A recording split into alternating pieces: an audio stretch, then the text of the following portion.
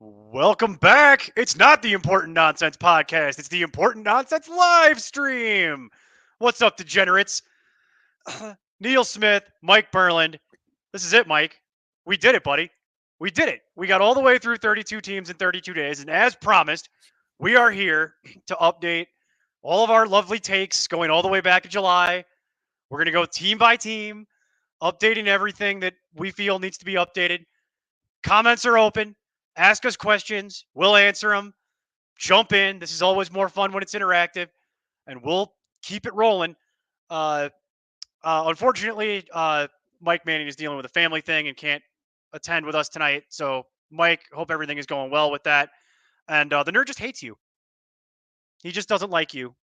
He told It's me. literally what he said, Mhm. exact He words. did. It's exactly verbatim what he said. It's that I don't like you, and I don't want to talk to my fans, and I have better things to do than actually like update them for their draft weekend, like I promised I would. So take that to Twitter. Uh, Sign up at importantnonsense.com. Join our Discord and tell him yourself how upset you are with him that he was not able to be here tonight. Uh, and with that, Mike, I can already see people are starting to file in here. So we will break in with post your questions in the comments as they come in. I'll put them up. We'll answer them. So I'm looking forward to this, Mike, selfishly because it means we're done, but also because it's Labor Day weekend, which means it's draft day weekend. It's a holiday, and I can't pound the table like that because it moves my camera. Don't do that. You got a glimpse at my fireplace. Congratulations. Fireplace is right there off camera. Uh, the but yeah, Mike, excited? How's your draft been going before we break into this? Good. No real. I've done a couple slow drafts that kind of started back in like early August. So, but the real ones that I really want to win, family home league ones coming up this weekend. So, super excited. And yeah, football's back. College football this weekend. You got the NFL kickoff is less than a week away. So, I am super excited. It's a great time of year because we all have this hope and the bright eyes. Right, we're gonna win our championships, and then we'll see Optimism. how fast. Exactly. We'll see It's how fast the that cynicism leaves. hasn't set in yet. Everybody's got a Exactly. chance. Yep. It's any given Sunday time. Like Yep. it's good stuff. I'm super pumped about it. But we're gonna go team by team. You know, you people might be used to us doing this in some sort of alphabetical order. We're not really gonna do it in alphabetical order. We're just kind of going to go team by team. And we're gonna start with Buffalo, uh, because that's what I've decided. Take that, America. Mike, looking at their roster, is there anything that jumps off the page at you in terms of Buffalo that you feel you want to touch on just for folks before we get in? You know, they get turned loose on the internet tomorrow. Yeah. A couple things actually with Buffalo. I kind of worked a couple of their games with PFF, and I was really interested in I think it was their third preseason game of the running back usage, and it was basically all James Cook, and then they got down to the goal line, and Damian Harris pounded it in from the 3 or whatever it was. So interesting to see that. I think James Cook. We talked about it in the Buffalo. I think Neil, you're pretty high on him. I think I'm getting higher on him. Still am. That hasn't changed. Yeah, yeah, I've risen on him, but also Damian Harris / Latavius Murray, like these guys could have like maybe a Jamal Williams type of just crazy touchdown year. Mm-hmm. I wouldn't be surprised at the end of the year we look at it and say, oh, Damian Harris had 14 touchdowns because they want to save Josh Allen a little bit, and James Cook's not that type of guy. So Right. that's interesting to me for sure. He's a little small. It, Yeah, he's just a little small. a But little he's bit. James Cook. Actually, it's funny you brought up James Cook because this was my big note for Buffalo. James Cook handled 75% of the snaps in the preseason for Buffalo. He will be a 3-down back for them. The one thing you got to worry about is the goal line. I mean, Harris, I'm not interested in Latavius Murray at all, unless somebody gets hurt. But Damian Harris could be that Jamal Williams style battering ram that could play with Josh Allen as well, because I think they realized he's got to stop taking some of those carries near the goal line. He's going to get hurt, and he's too important to them to risk him getting hurt. Doesn't mean he's not going to take 0 goal line carries, right? That's going to happen. But Damian Harris will have a weird role where he's just blowing it up near the goal line. But James Cook handling 75% of the snaps. I told you in July, this is what they want from him. They want him to be that guy. And in PPR, I know touchdowns are really important, but I'll take 75% volume on a really good team that's going to have the ball a lot. And there's really not a whole lot else. Wide receiver is pretty much status quo. Not, there's no real updates there. And then Mike's not here, Mike Manning. So I'll do what he would have done. Dalton Kincaid. Keep an eye on it. He's lining up in very interesting ways for them.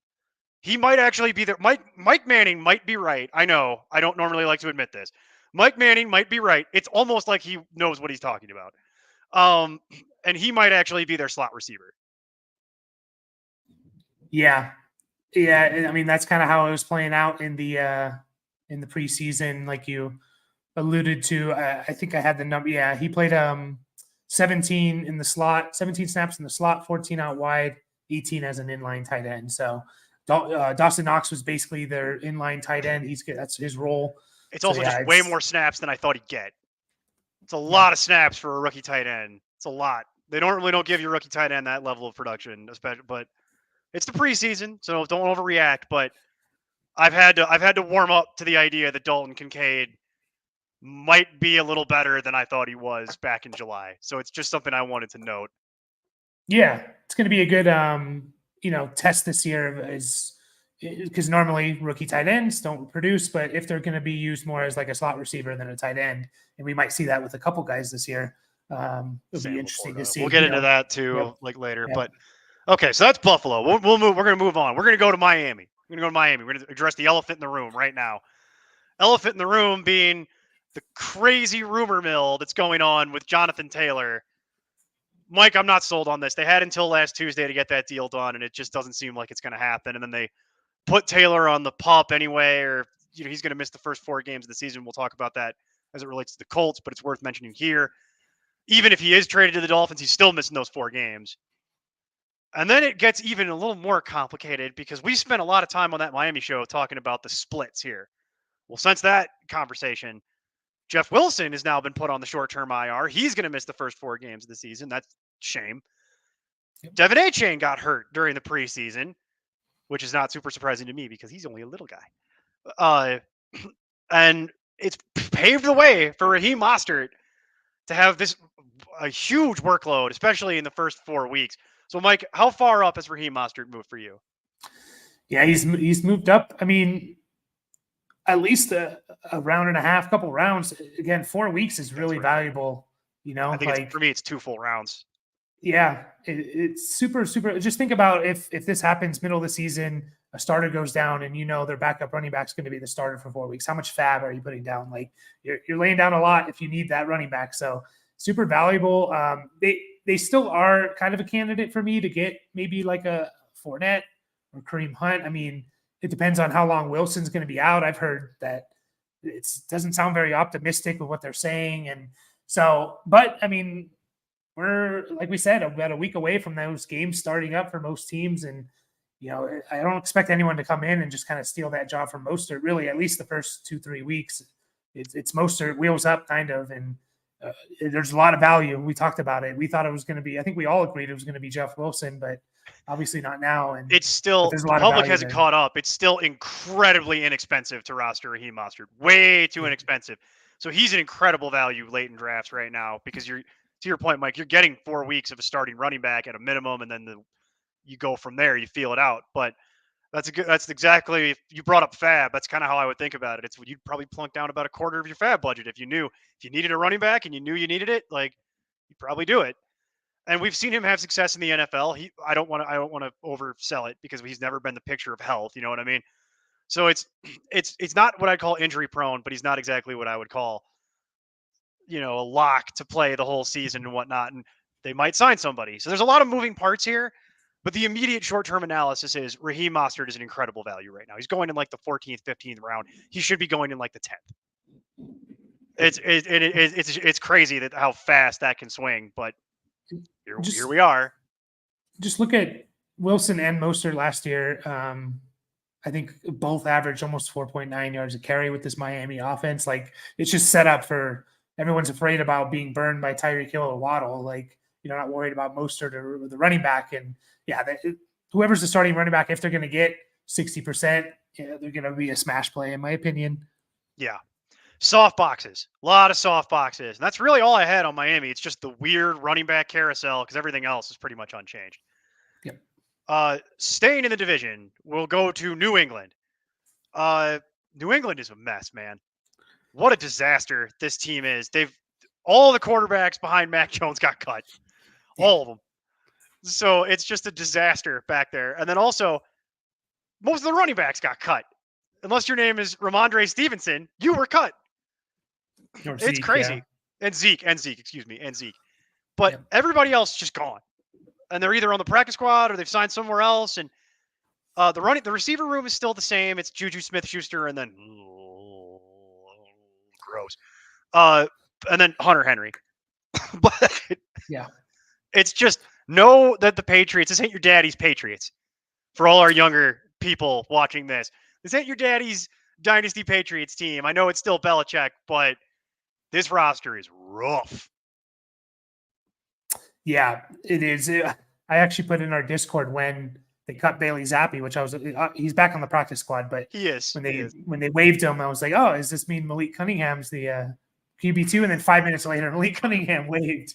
I was like, okay, I guess Trace McSorley's on the team. I think I missed that. Yeah, he is. Man, he's still on the team technically, but even that is not. That doesn't mean anything. No. So there's nobody you want on this team. Like Mac Jones is not fantasy viable. It's really the Patriots for me is it works like this. Ramondre is draftable. Zeke is draftable about 1 million years later. He's being overdrafted, in my opinion. People are getting all excited because it's Ezekiel Elliott, and I can't get there. Not interested in that for what the relative ADP price tag is. Juju is who I also want. So there's 2 I really want. And then I'd be okay if you waited on tight end and you wanted to take Hunter Henry right at the end. But honestly, he doesn't even have an ADP still, which is wrong because people are still talking about Mike Gesicki. Forget Mike Gesicki. Forget it. Get it out of your mind. Mike Gesicki does not matter. It's the Hunter Henry show, to the extent that there is a show. Yep. Yeah, I'm right there. It's Ramondre. I still like Ramondre, and a couple moves they made. They traded Pierre Strong, which we'll get to when we talk about Cleveland. Ty Montgomery, I think, is on IR. Yep. Yeah, so it's kind of wheels up on Ramondre.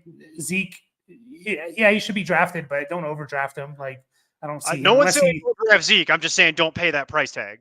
Yeah. Let someone else have that. For sure. I mean, maybe if he could fall into the end zone a bunch like he did last year, but this is not. I don't think it's going to be a very good offense. So I think the Patriots are going to be bad, man. The defense is still pretty good, but the Patriots are playing, and that's not the same Patriots division too, where they would just mollywop everybody. Now that division has 3 good offenses in it. Well, 2 good offenses and 1 offense that projects to be good. I'll be very clear. Speaking of that, let's just wrap up the division actually, and we'll go over to the Jets. So the Jets, there's not a whole lot to talk about. Not much has really changed with the Jets, aside from they actually officially cut Zonovan Knight. Michael Carter is still there, and so is Israel Bonaconda, but none of that matters because they signed Dalvin Cook. Yep. And this is the real topic for your draft. Mike, where would you be comfortable drafting Dalvin Cook? That's the elephant in the room here. Man, it's so hard. I know. We were fortunate enough to record the show. I think, and Dalvin Cook move had been made. Man, it had, but his ADP has moved all over the place because it's been like a couple weeks. Yeah, I'm looking at his ADP. What I see on Fantasy Pros is looking in the 6th round. Yeah, I think I'm not. That's too much for me. Maybe late 7th, 8th round. My monocle. When I saw that, my monocle fell in my drink earlier, and I was like, "Good heavens! Oh my! This simply isn't done." The rumors of Breece Hall's death have been greatly exaggerated, and people are all excited about Dalvin Cook, and I get it. Historical body of work, blah blah blah blah blah blah. 6th round pick gives me, dude. Oh, really? Why? Can you possibly fathom why? Because I'm genuinely curious. I mean, people, like you said, kind of the demise of Breece Hall and ACL injury coming off of it, and it's the Jets are they got Aaron Rodgers. They're the new hot team. They're on Hard Knocks. Like all this stuff. Like all this stuff does play into ADP, whether we like it or not. Like it does. So there's this. it does, and yeah, it's just too much. Like 6th round, man. Those guys, they need to help you win your championship. Like it's too much of a risk for me. James to Conner take goes in the 5th round. Yeah. What am I doing? Like Yep. James Conner goes in the 5th round. What is this world that I live in? Yeah. David Montgomery goes in like the 8th round. Yeah, still. What am I doing? Like where are we at here? Like that, it don't make no sense. It has to do with. I agree with you. It's the hype train. It's the Jets. It's Hard Knocks. It's also the fact that it's Dalvin Cook, and people are scared of Breece Hall.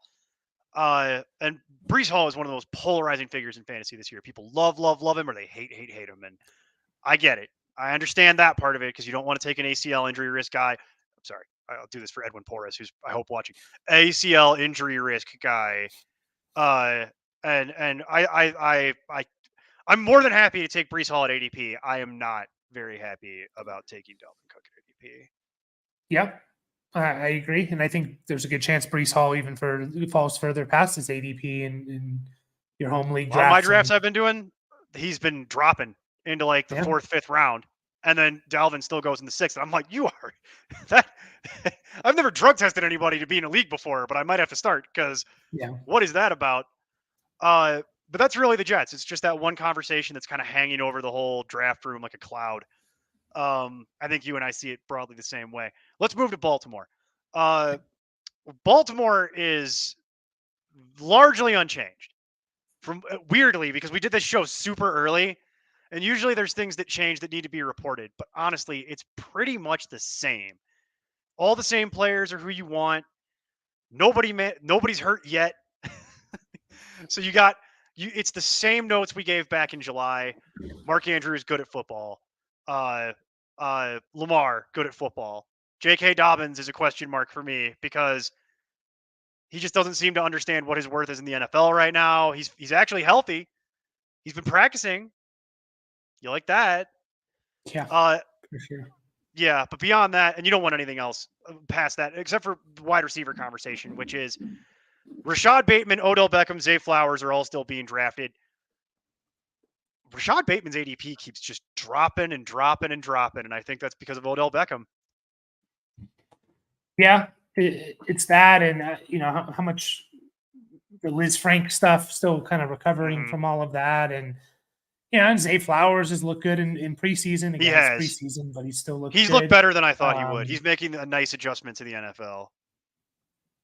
Yeah, he has. He has, and he's making plays, and so it's just. I think it's one of those things of like, you throw in Mark Andrews. It's like, how many pass catchers do you really want, like on this Ravens team? We're talking about 4 guys now. Yeah, but take Mark Andrews back out of it because you want Mark Andrews more than likely. Oh yeah. The of the wide receivers, I just am avoiding Odell Beckham like the plague. That's my advice. I'm avoiding that like the plague. And if you can get Rashad Bateman at a deep discount, which I have in a couple drafts, as your 5th, 6th wide receiver, what's the downside exactly? What are you expecting? And then Zay Flowers, and then Zay Flowers is looking good. I'm warming up to that idea as we roll along here and get closer to it. But like you said, like of those 3 guys we talked about, any one of them, to me, there's almost like an equal chance that one of them leads this team in receiving yards or target. You know what I mean? Like there's no clear cut. Oh, it's Odell. Oh, it's Zay Flowers. So it's like, take the cheap price of Rashad Bateman maybe over Zay Flowers or Beckham. So right, and honestly, like I couldn't tell you which one will actually lead it as far as why Mark Andrews will be the answer. Yeah, but but taking him off the table of the other, I couldn't tell you. Honestly, it's a situation I'm trying to avoid. But if it gets cheap enough, anything is worth it. So it's just something to note. The wide receiver room is still kind of weird for the Ravens. We're on to Cincinnati. Cincinnati Bengals. Joe Burrow is back. He's practicing again. Everybody can calm down. His ADP is still way too high. Don't draft Joe Burrow. Yeah. That's all I got. His ADP is still stupid high. Joe Mixon has managed to not get arrested, which is always a bonus, but you live in fear of it. The big thing with the running backs is I think Chris Evans has just locked that job up, taken care of, or was it? Hang on, correct me. Was it Chris Evans or Chase? You watched all the preseason games. Was it Chris Evans or Chase Brown? Because they've both been. I've heard rumors that Chase Brown's the guy, or Chris Evans is the guy. I think it's Chase Brown. Like if That's Mixon gets hurt, though. it's You it's know? the thing. I've been getting weird reports on this because some people are saying, no, it's Chase Brown. Look at how good he looked in the second preseason game. And some people are like, no, you idiot, it's Chris Evans. Like Chris Evans has been there and he looked good in the other preseason game. And I'm like, oh God. I say all that to say we talked about this a long time ago who we thought the handcuff would be for the Bengals. And to be honest with you, I don't think we know anymore. I don't think we know. No, I don't. I'm no longer I still handcuffing Mixon. no, I'm not. I still like Chase Brown if I had to choose. Just younger guy. I mean, Chris Evans isn't old necessarily, but he's going into his third year, and there's a reason why he's had like 17 carries in his career. Like so that's kind of how I look at it. I think it'll be Kick him when probably a he's mixture down, of Mike. both. Kick him harder. Yeah. Yeah, he's fine. No, but I think it'll be like a committee more than anything if Mixon does go down. That's kind of where I'm getting to with it as well, where it seems like it's going to shape up to be a committee. Let's go to Cleveland. There's nothing else in Cincinnati. The tight ends are the tight ends, the wide receivers, none of that's changed. But in Cleveland, things have gotten a little interesting. The quarterback room is a little different. Josh Dobbs was supposed to be the backup. He's gone. We'll get into that later. So that's interesting. So they have a whole different quarterback room going in there. It doesn't really matter because Deshaun Watson is still going to be the starter. But the running back room is definitely different. So what do you think in terms of like behind Nick Chubb? Because obviously Chubb is, second round pick for a reason. Yeah. I was super excited about Jerome Ford coming in. I liked him coming out of college and, for dynasty purposes. And then he survived free agency. He survived the draft. And then they traded for Pierre Strong, a week ago. And then now it's like Pierre Strong, we don't know enough about Jerome Ford to be confident about, yep, he's the number 2. I don't know enough about Pierre Strong to know that he could beat Jerome Ford. Exactly. It's a mess. Exactly. It is. It's again, all in on Chubb this year. It's one of those things like pay attention maybe week 1, how they use the second running back and then make it a point to pick up that guy if you have Chubb or you want to, maybe they use a guy like a little bit more like Kareem Hunt. I don't think they will. I think it's going to be mostly Chubb, but they have a history of they've produced 2 fantasy relevant running backs with Chubb and Hunt. Problem is, I don't think Pierre Strong is Hunt. Pierre Strong's not really that. He doesn't profile that way, at least. I mean, anything could happen, I suppose, but he doesn't. That's not how he works on paper. Yeah. So, and then I'll just make my final appeal. Y'all are still sleeping on Donovan Peoples-Jones. You can get off my lawn with this Elijah Moore crap. I'm tired of hearing about it. I'm tired of hearing Elijah Moore on Twitter. You can get off my lawn with this. I don't want to talk to you about Demetric Felton. I don't want to talk to you about Marquise Goodwin. And I don't want to talk to you about Cedric Tillman. And I certainly don't want to talk to you about David Bell. Donovan Peoples-Jones is the second wide receiver that you want in Cleveland. And you can get him for virtually nothing at the end of your draft. He's like a 16th round pick. And I get him in every draft. And he was like wide receiver 32 last year. And it's like, great, perfect. And as long as Deshaun is the quarterback, I don't see how that's going to change. So, yeah, if you guys want to talk to me about Elijah Moore, I'll be a little more open. I like Peoples-Jones too as well. But, Elijah Moore is still cheap enough for me to take a shot. I think he's in like the 10th round still. 9th, 10th neighborhood. Yeah. Yeah, I'm still fine with Elijah Moore. And again, I like Peoples-Jones as well. So one of those guys is going to produce, and Peoples-Jones is basically being undrafted. Give me the cheap one. Yeah. And the one I saw do it last year with the same quarterback. True. Steelers. This is where we could actually probably use Mike Manning. Fortunately, I think we'll be okay. Fortunately, it's not that labor intensive because very little has changed here. Jalen Warren, his ADP has been flying up boards and with good reason. I still think the rumors of Najee Harris's death have been greatly exaggerated. Here's the fun fact. You could still get them both, and it makes total sense because you can get Najee in about the 3rd, 4th round, and you can still get, even with Jalen Warren's ADP coming up, you can still get him and treat him like a handcuff. It's only come up to about the 12th round or so. Highly recommend you do this. Because if something was to happen to Najee Harris and you were committed to that, you'll never get Jalen Warren away from whoever does end up drafting him. And he's never going to be still available on the waiver wire. The hype train's too hard. You got to get him yourself and you got to handcuff him and you got to reach around if you need to do it. That's how I've been living my life in these drafts. And I regret nothing about that decision. So, and then past that, and then no other running backs matter. And then past that, it's the same conversation from the actual show. Deontay is who you want in the wide receiver room. Pickens has actually looked good, Mike. I wanted to talk to you about Pickens. They were talking about how he expanded the route tree. I think there's a little bit of truth to that. It's not totally narrative based. It's not exactly the most scientific thing I've ever seen in my life, though. Yeah, I mean, it wouldn't surprise me a professional athlete like improving on their craft, right? I think I think Pickens and Deontay Johnson are like going in the same round now. I They've think been that's going just within insane. 4 picks of each other with an That's ADP. insane. Yeah, that's Like, what's insane. Give me Deontay yeah, all day. 100%. He's going to Deontay get is the screaming 140 value. targets. Yeah. Yeah, Deontay is a screaming value. People are yeah, sleeping on it still. They're not paying attention. Deontay is one of those picks where if you're in the room and you pick him, no one's going to be like, "Oh wow, what a great pick." But people who know will be sitting there like, "That's a really smart decision to get him in the 7th round, where he's going ADP wise." But Pickens is the shiny new toy. I get why people are excited. I get it, but I think it's just a huge mistake. I It's a wouldn't be reach. surprised. It really is. Like, yeah, he makes these spectacular catches. Like, there's been a lot of guys that Devontae Parker is a guy that comes to my mind. Like, always used to make some spectacular catches, and everyone's just like, here it comes. And he had one breakout year, and yeah, if Pickens could have a good year, I wouldn't be surprised. But I'm not drafting him over Deontay. The guy's had 140 targets 3 straight years with Roethlisberger and Trubisky and a rookie Kenny Pickett, and you throw whatever quarterback's been there, he gets 140 targets, and that's a very small pool of people who get that many. So It's almost like he's really good at football. yeah, But he's still being punished for not scoring touchdowns last year in ADP. So whatever. If people want to take their brain out and be stupid, I'm fine to capitalize on it. I got no problem with that. yeah, And then Allen Robinson is Allen Robinson is Allen Robinson. I think some of that conversation has died off with the George Pickens noise.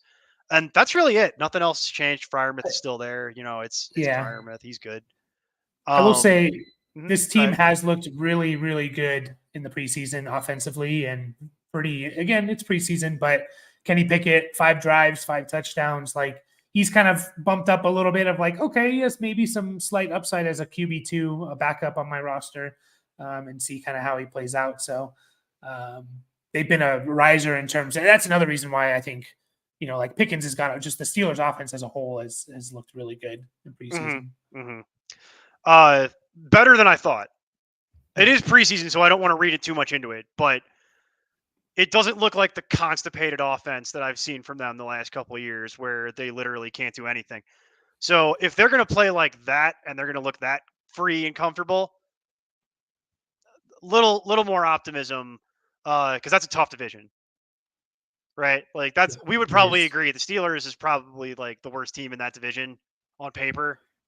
It's Yeah, but then I wouldn't be surprised if they won the division at the Well, same that's the time. thing. So The that's division why, is yeah, just stacked. Like that whole division yeah, is stacked. So that it could be interesting. But yeah, I still can't bring myself to draft Kenny Pickett, but I am warming up to him on the waiver wire as a streaming option. yeah, So he's moved up into that Brock Purdy, I need a streamer kind of thing, where it's like, sure, who are you playing? Who's your defense? You playing the Texans this week? Great, throw them in. Like, great, perfect. I like we'll do that. Speaking of the Texans, let's talk about the Texans. Let's go to Houston, and then let's immediately leave Houston as quickly as humanly possible, just like you should in real yes. life. Yeah, I said it. At me at nonsense_Neil. I'll deal with it. Uh, we talked about this in the preseason. CJ Stroud is officially been named your starter. That's the least surprising thing I've ever heard in the entire universe, because your alternative was Davis Mills or Case Keenum, and those are not alternatives. Those are disasters. So hooray! Now at least we know who the starting quarterback is. Still not drafting CJ Stroud. No way. No, Not in a 12-team PPR league that only drafts 16 rounds. No no. chance. Running backs are still Dameon Pierce and Devin Singletary. Very little has changed with that. Pierce I is think, still yeah, going to the 5th round. but Go ahead. yeah. No, I was gonna say I think we got a pretty clear. Like, I was a little worried about how much Singletary is going to affect. It's been all Pierce. It's Like all they've Pierce. been, yeah. It's been like, nope, Singletary's he's our just there to guy. hold the door open for Dameon Yeah, Pierce as he walks by. Like, it's Singletary is really there just in case something was to happen. He's just a body. I don't even really view him as a handcuff. If you really no, wanted or that interested in handcuffing it to Dameon Pierce, that would be the guy. and it's cheap enough that you could do so because Devin Singletary is going in like the 14th round. So the price is right, but temper your expectations because you're not going to get anything good. And then there's nothing else running back related that matters. I don't want to talk about Mike Boone. That movie's over. In the running back side, Nico Collins continues to be an incredible value. Don't tell Jason I said that. Don't tell Jason he won't watch this. But Nico Collins does continue to be an incredible value in drafts for what it's starting to look like he's going to be. Yeah. They announced their top 3 receivers. Nothing to write home about, but it's Nico Collins, Robert Woods, and Noah Brown. So yeah. Sorry, John Mechie. Sorry.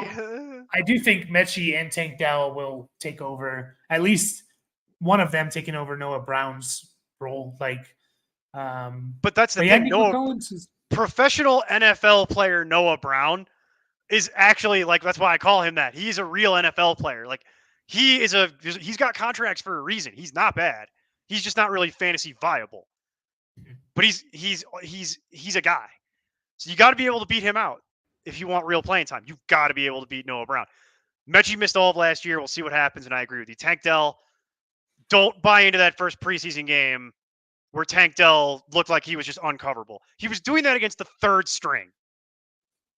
He should look like that for what his pedigree is. He should look like he's just wide open. But I do agree with you. We're talking about this now. We'll come back to Tank Dell. Well, you'll talk about Tank Dell probably a lot with Jason on the Monday waiver show, probably for several weeks. But we'll see how that goes.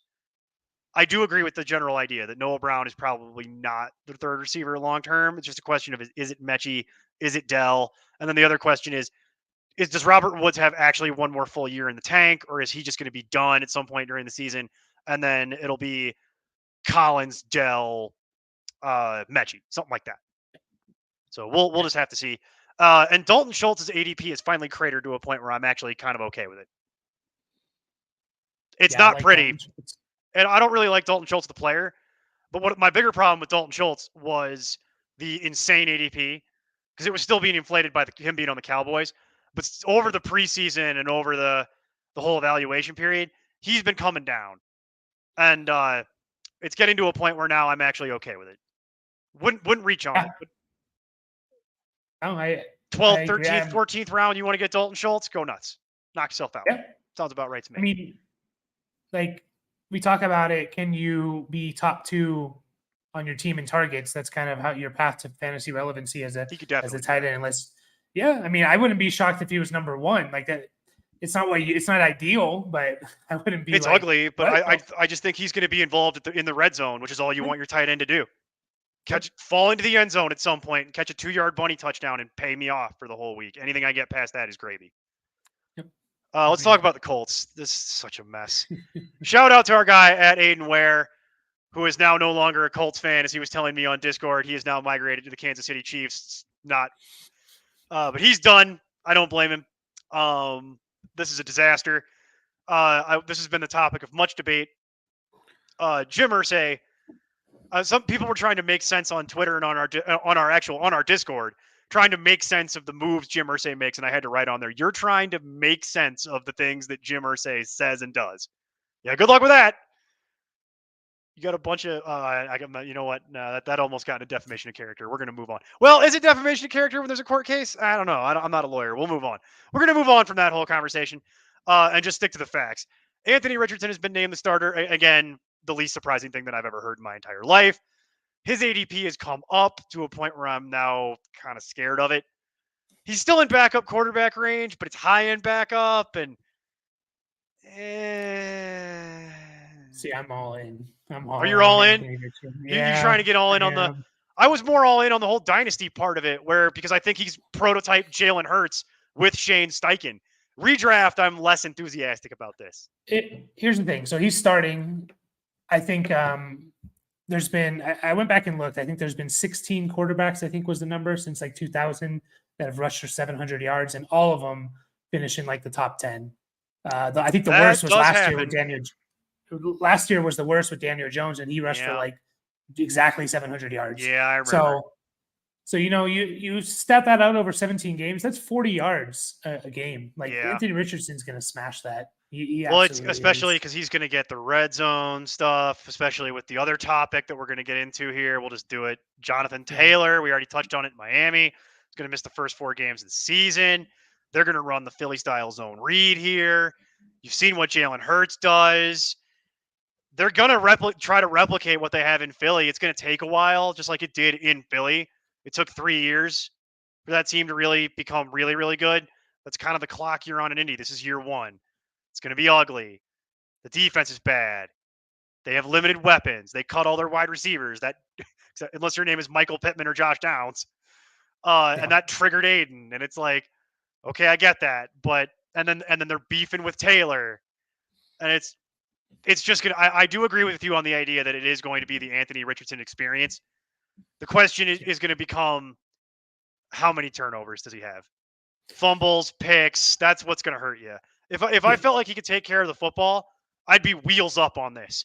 But I will say this Mhm. to you: if you're waiting on quarterback, as I recommend you do, and you get, I'm just going to pick a name like Kirk Cousins, or let's say you wait even further because you just keep getting values at other positions.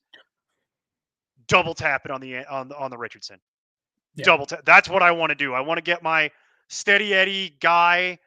And then I definitely want Richardson because then you might be able to have your cake and eat it too, like Mike is telling you.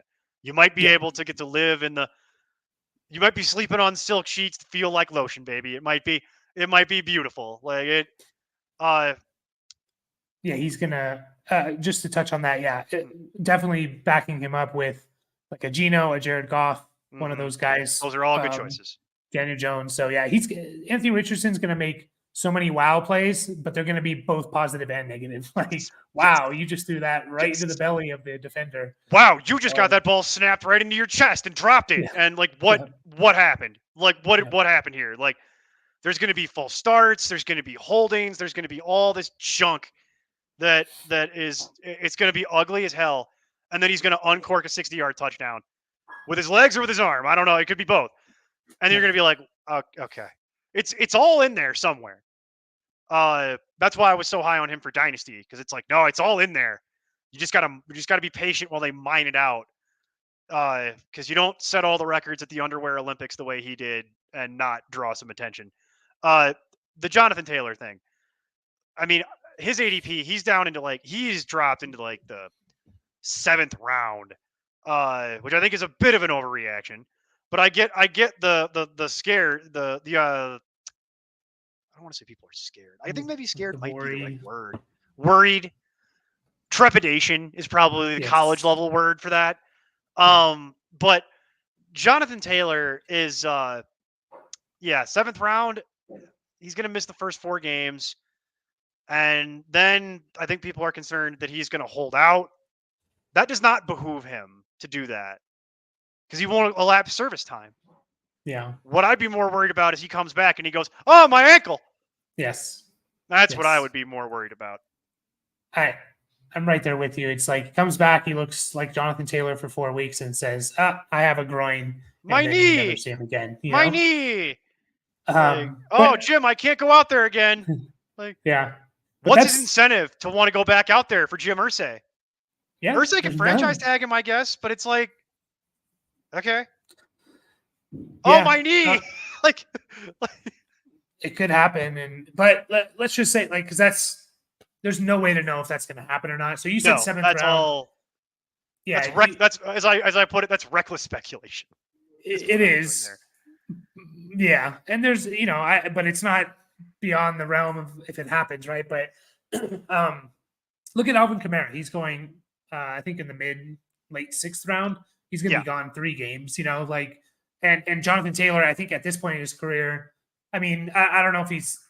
I think he's better than Alvin Kamara. I don't know fantasy wise if he's going to be better, but in terms of just the youth and being a better running back at this Mhm. point, like so, yeah, I kind of look at the Alvin Kamara, Jonathan Taylor, yeah, but you have to keep in the back of your mind, like, well, how motivated is he going to be? He's going to be motivated to look good for a while, but when it gets late in the year, is he really going to Well, be that's the difference. motivated to? Because Alvin Kamara is going to be extremely motivated because he needs that Yeah, next contract soon, and yep, he needs to get out there and demonstrate some stuff, and he knows it. He's very aware of like the situation with running back in general in the NFL, plus his age, plus his contract status, his situation. He needs to go out and demonstrate that he's still Alvin Kamara to get that next contract, whether it's with the Saints or somewhere else. Sticking with the Colts, we'll talk about the Saints. We talk about the Saints. Just to round out the Colts, I don't want Zach Moss. I don't want Deion Jackson. I don't want Evan Hull. There's going to be some level of production and value there, but I think it's going to be a committee. I'm having a really hard time assigning ADPs to them that I feel confident about because I'm having a hard time breaking down the split because we have no idea what the split is. And then on top of it, I think this just accelerates the idea of we're just going to do zone read with Anthony Richardson.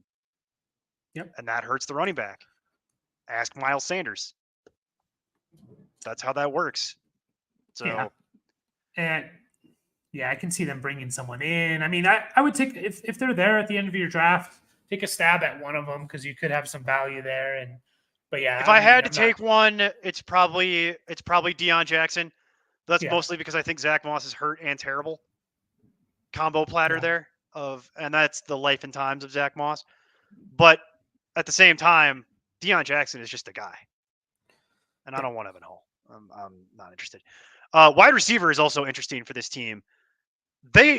Ashton Dolan got hurt. Isaiah McKenzie got cut and then immediately re-signed in one of the most bizarre Jim Irsay moves of the week, where it's like, what was that about? Why did you cut him and then immediately? Whatever. They only had at one point 3 wide receivers on the whole roster with Michael Pittman, Josh Downs, Alec Pierce. Yeah. For the record, those are the 3 that I think you should focus on for your drafts. None of the other ones actually matter. Pittman, I think, is still being slightly undervalued. He's still being drafted around wide receiver 30. And that is just ridiculous because he's finished the last 2 years with bad quarterback play as wide receiver 21 and 20. So you're getting a 10 wide receiver discount for no reason. Yeah, Michael Pittman the rumors of his death have been greatly exaggerated. I think the nerd is still crazy for his Alec Pierce hype. The one that I think is interesting is Josh Downs. Doesn't mean a whole lot early in the season. And he's looked rough in some of those preseason games. He's had a couple drops. He's fudged a couple things up, but they love him. Reggie Wayne loves him. Anthony Richardson loves him. Anthony Richardson's looking for him left all the time because he's open. That's the thing. You see Josh Downs, even if he doesn't catch the ball right now, man, he's open. Put a linebacker on him, that's not going to work. Yeah. It looks just like it did in college. It's not that different. The game moves a little faster, but he's still open. Do you have any preference on any of these guys, or do you care? I like Michael Pittman. Like you said, I've seen anywhere from wide receiver 30, wide receiver 36. Like we talked about targets with Deontay. Pittman, 141 targets last year, 130 the year before with bad quarterback play, below average. Both years, bad quarterback play. Yeah, and they're going to run the RPO offense. They ran the most RPOs in preseason out of any other team, which means they're going to – Michael Pittman, by default, is going to get a good amount of catches just from the RPOs. Just from that. So I like Downs is interesting too. It's Philly West, man. It's Philly West. That's all this is. And sorry, Mike. I know Mike, man. I know you're not here, but Jelani Woods is now hurt, so I'm sorry that Jelani Woods we're gonna have to wait and see on that. But I'm right there with you, Mike. Michael Pittman is a steal in drafts. That's crazy. The hate has gone way too far. And Josh Downs, either at the very end of your draft or at some point off the waiver wire in the year, file that away because that's going to be a thing.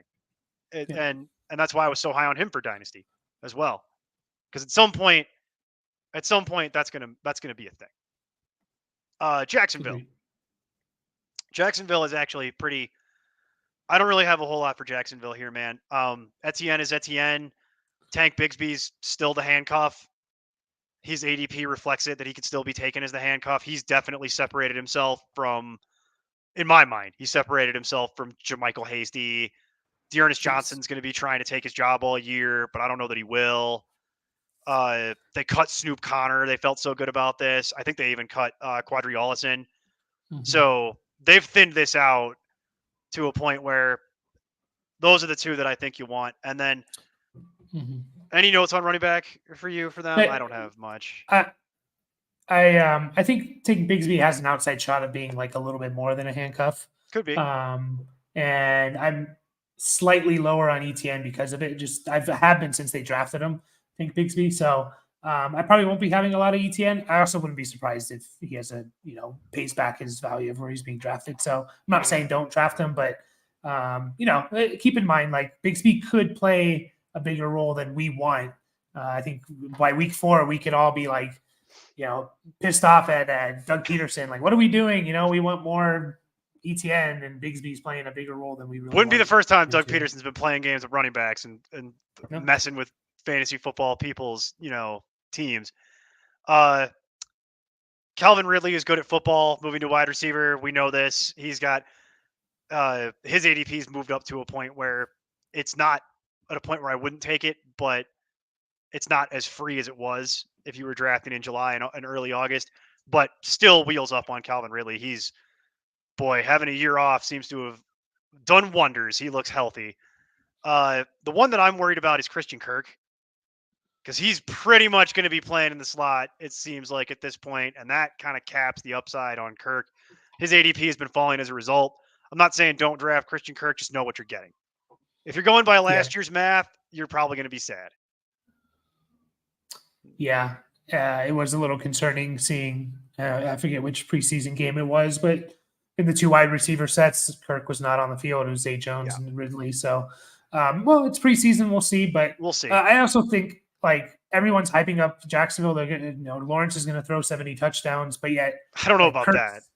But I mean, everyone seems to be talking about it, but like Kirk's ADP doesn't reflect that. So I still think that, wide receiver 30 is what I'm seeing. Like, I still think he easily, if he's healthy, I still think he's pretty easily he pays that back. That's my point. That's why I phrased it the way that I did, because I don't think this is a Michael Pittman situation where it's just falling for no reason. This is falling because there is a reason. And if you're trying to expect him to do what he did in 2022, you're going to be sad. But do I think he could beat wide receiver 30? Yeah. This team's going to move the ball. They're going to score some points.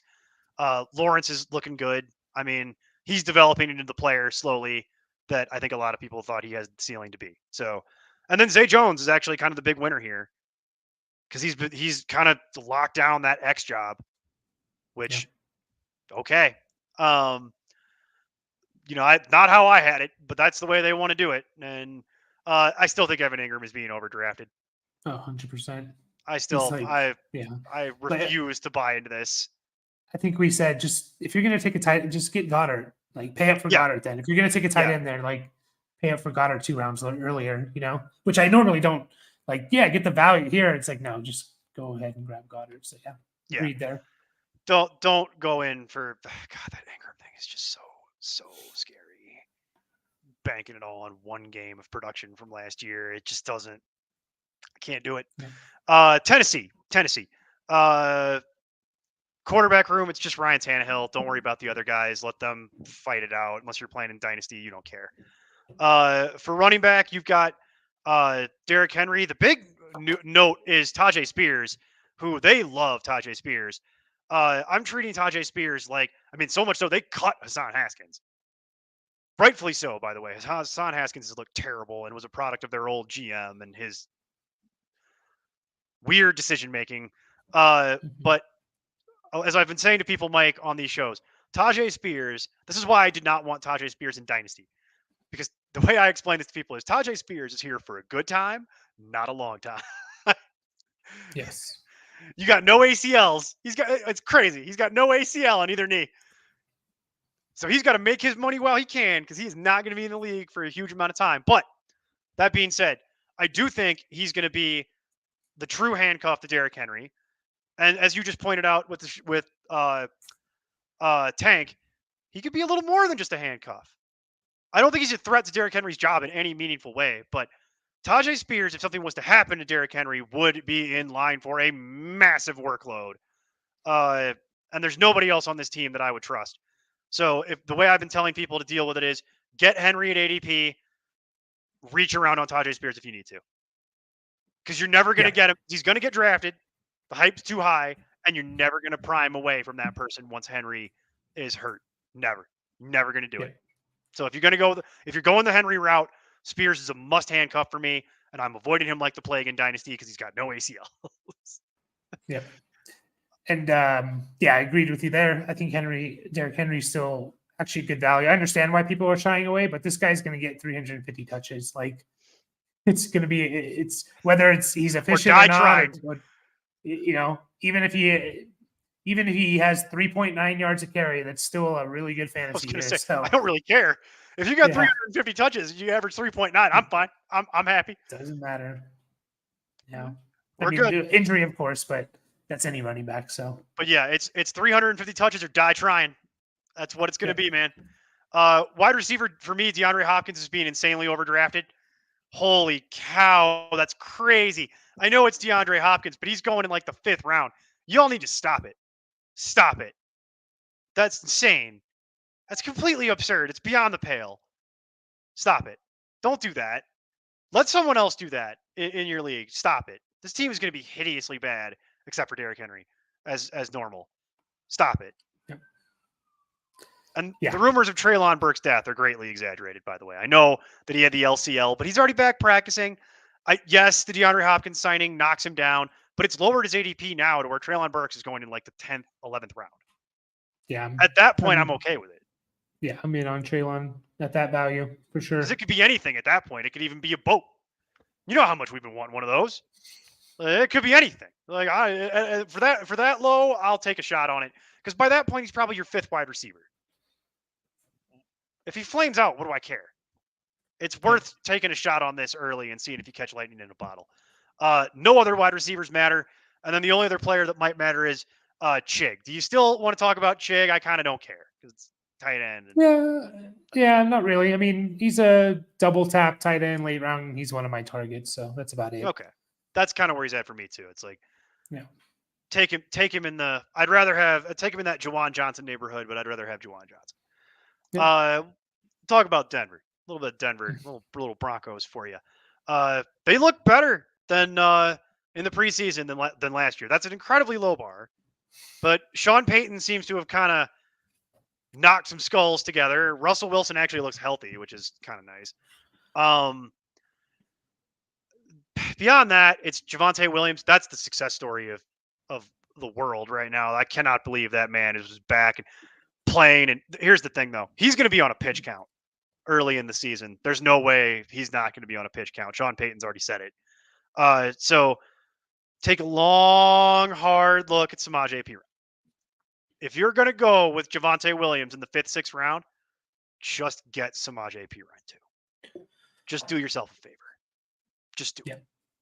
And even if you don't have Javonte, I would still take just take Samaje.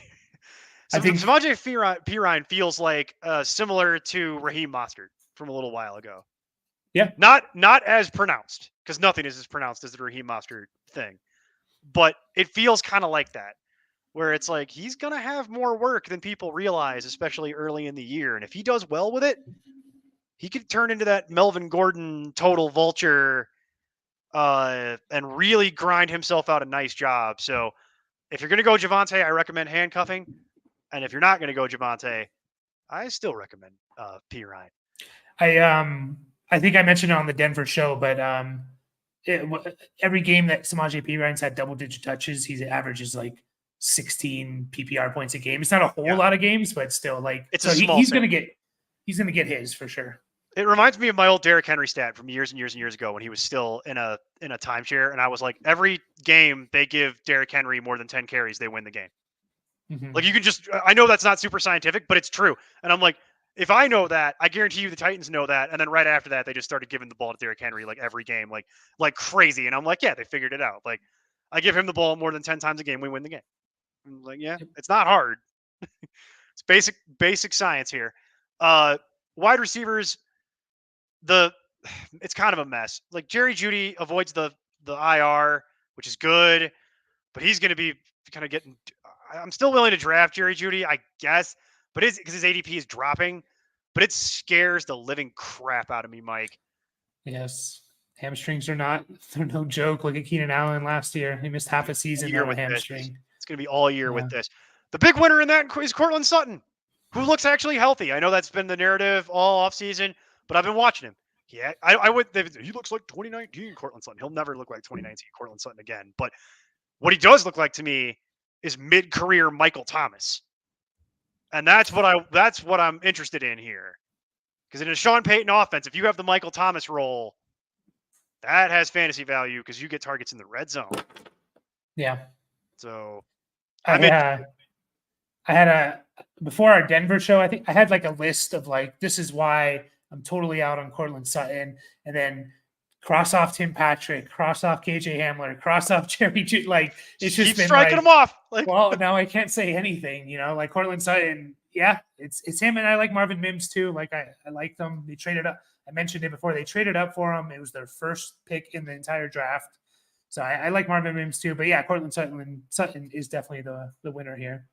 yeah, and then Keller of all, but this is also, I mean, let's just be honest, it's Aiden Ware. This is Aiden Ware. Aiden, pleasure as always, sir. I can't believe you're watching this on Twitch and not YouTube. But Aiden's talking about Samaje Perine. Reminds him of Jamal Williams, but super good. Coaches like giving him touches. It's a very good comparison. He is a lot like Jamal Williams. He's just a very coach-friendly running back, and he's kind of one of those guys who's willing to do whatever they ask him to do. And coaches love guys like that because it makes their job easy. It's like, they don't want to deal with divas and prima donnas. So yeah, Judy down, stock down Jerry Judy, which is a shame. Stock up Cortland Sutton, and I can't believe we've actually managed to win you over on this, Mike, because I do remember that show, and you were like, Cortland Sutton's done. Get off my lawn with it. And it's just all for months. It just, nope, take that roadblock out, take that roadblock out, take that roadblock out. And now suddenly it's like Cortland Sutton's looking like a smart pick in the 8th, 9th, 10th round. Like really it's a smart pick for those who are paying attention. They cut everybody else. they cut Callaway. They cut Little Jordan Humphrey. They cut Montreal Washington. They cut Kendall Hinton. That one makes me mad. I get it. He's not their guy. So bring on Marvin Mims, man. Tim Patrick goes to IR. This is it. They moved up in the 2nd round to get him. Marvin Mims is playing now. Wouldn't draft Marvin Mims, but I got my eye on it. I'm looking at it. He'll be on the waiver wire show at some point with you and Jason. I can almost guarantee he's going to have that KJ Hamler role. Maybe it's a little better than the KJ Hamler role. He should be better than KJ Hamler. That's not a high bar. And then the other note for them is the tight end disaster. You'll notice that I have to amend my Greg Dulcich take and love a little bit, and I'm not happy about it because Greg, I'm very conflicted about this because I'm a University of Dayton alumni, and you don't get football players from the University of Dayton. There's one in my entire life, and it's Adam Trotman, and now he's in Denver, and he's taking catches and routes and snaps from Greg Dulcich. It's a mess. Sean Payton is ruining my mood. I was all wheels up and excited on Greg Dulcich, and now Adam Trotman's here. And to be honest with you, I'm concerned that they just cannibalize each other. So it's causing me to not draft Greg Dulcich, and I have to walk my take back from late July, early August about wheels up on Greg Dulcich at the end of your draft, like late round tight end 2. Not anymore. Let it play out. And I've heard rumors from, people, Broncos people, beat writers and all that. It's just like, Sean Payton wants his tight ends to block first and catch second, and Dulcich is not that. No, Adam Trotman does do that, and he's learned how to do it under Payton, and that's the problem. Is that this is not shaping up in a positive manner, and it makes me want to stay away from the whole Broncos tight end situation. So that's why I'm glad we were able to do this show because it's like I got to walk that take back. It's really, really frustrating. Let's see here. We have. Well, we'll just do Kansas City. I mean, there's very little to do in Kansas City, so we're going to just do this super quick. Like, it's the same thing we just did. Mahomes is Mahomes. I still think McKinnon is the one that I want. I know people are really excited about Pacheco. I'm less excited about Pacheco. I need to see it at some point. Deneric Prince is a nice little story. Could be somebody if somebody gets hurt, but I'm not drafting Deneric Prince, and no one should be. I'm also not drafting CEH. Take my victory lap on CEH is bad from years gone by. Kadarius Toney's getting healthy. He's coming back. I still think his ADP is too high. MVS is just MVS. Don't draft MVS. It's not worth your time. He runs cardio. What's that? So he does cardio on the field and He does do catches a couple cardio on the passes field. here and though. The one you want is Sky Moore. His ADP is actually still very reasonable, but he's the one that if I was taking a Kansas City, really any Kansas City player at their current ADP, not named Travis Kelce, it would be Sky Moore because he's still got an eighth, ninth, somewhere between 8th and 10th round, and that sounds about right because you're not committing to him, but the upside is pretty good.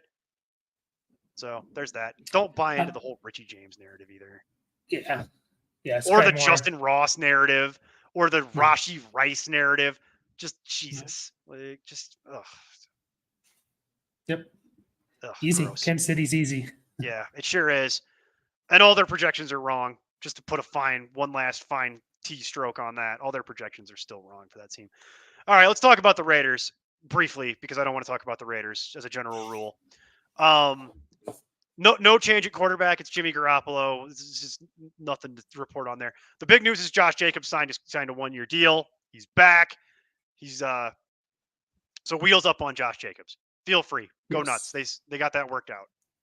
Even before like this whole stuff was actually real and we were worried about it, like I felt like Josh Jacobs was being drafted too low, like late second round. It's like they brought back literally the same Amir Abdullah, Zamir White, and Brandon Bolden, and they AKA crap. And Jacobs led the league in touches last year. Like it's just crazy to me where he's going. Like give me Jacobs in the mid to late second. Yeah, I love it. 100% on that. Josh Jacobs is. Yes. Josh Jacobs has weirdly become an insane value. Weird for the guy that led the league in rushing and anything running back related last year. Really, the one note on wide receiver, Devontae Adams is weird rumor that he might be on the trade block later this year. If things go south in Vegas, which there's every chance that could happen, they're talking about shopping Adams, and I got to believe that somebody would be willing to give you something pretty nice for Devontae Adams. So just stay tuned on that. If you're going to draft Devontae Adams, I wouldn't adjust an ADP or a ranking based on that, but just something to consider. Yep. The idea that Devontae Adams could be on a different team. I don't know that I care, but it is a good little nugget to think about. And then everything else is unchanged. Jacoby Myers, Hunter Renfrow. I mean, it's all the same stuff.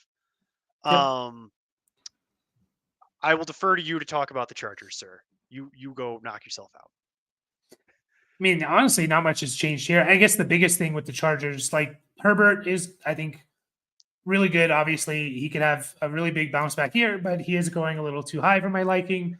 Eckler is Eckler. Like, they've been trying to find someone to lighten the load for Eckler, but it doesn't really matter. He's going to get his 200 carries and his 70, 80 catches, and Eckler's going to be a smash play. The only really change here is, I guess, Josh Palmer is, and I kind of thought this to be true, the wide receiver 3 going to start the season for. We talked about that on the show, actually. Well, more accurately, that was the one. Actually, you know what? I was actually part of that conversation. That was one of the few moments where I wasn't sarcastically eating chips on camera. Tune into that show. Check that out. That's one of my favorite shows I've ever recorded. I just sat there and ate chips. It was amazing. But I'm right there with you, Mike. Keep going with that line of logic about how Josh Palmer is great and Quentin Johnson is being overdrafted. Please take all the time you like. It is. It definitely, like Quentin Johnson, even if he was a wide receiver 3, like, yeah, he could do something on this team that's going to pass the ball a ridiculous amount of times, and Herbert's going to throw for close to 5,000 yards if he's healthy. Like, but yeah, Palmer's the wide receiver 3, and I think that's fair. Like, Quentin Johnston, I don't know. I just think if he's being way overdrafted as kind of a handcuff receiver, in my opinion. So that's kind of what he is. And he's a solid handcuff choice because Mike Williams and Keenan Allen are, they're older. And, well, Allen's older. Williams can't stay healthy. So, but just way too high to be drafting any type of handcuff type of player, in my opinion. I don't even know that that might be some people, how they're evaluating it. I think some people just think Quentin Johnson is talented coming in from TCU and could outperform Josh Palmer just on pure talent alone. And after watching a lot of Josh Palmer in college and also last year, I don't agree.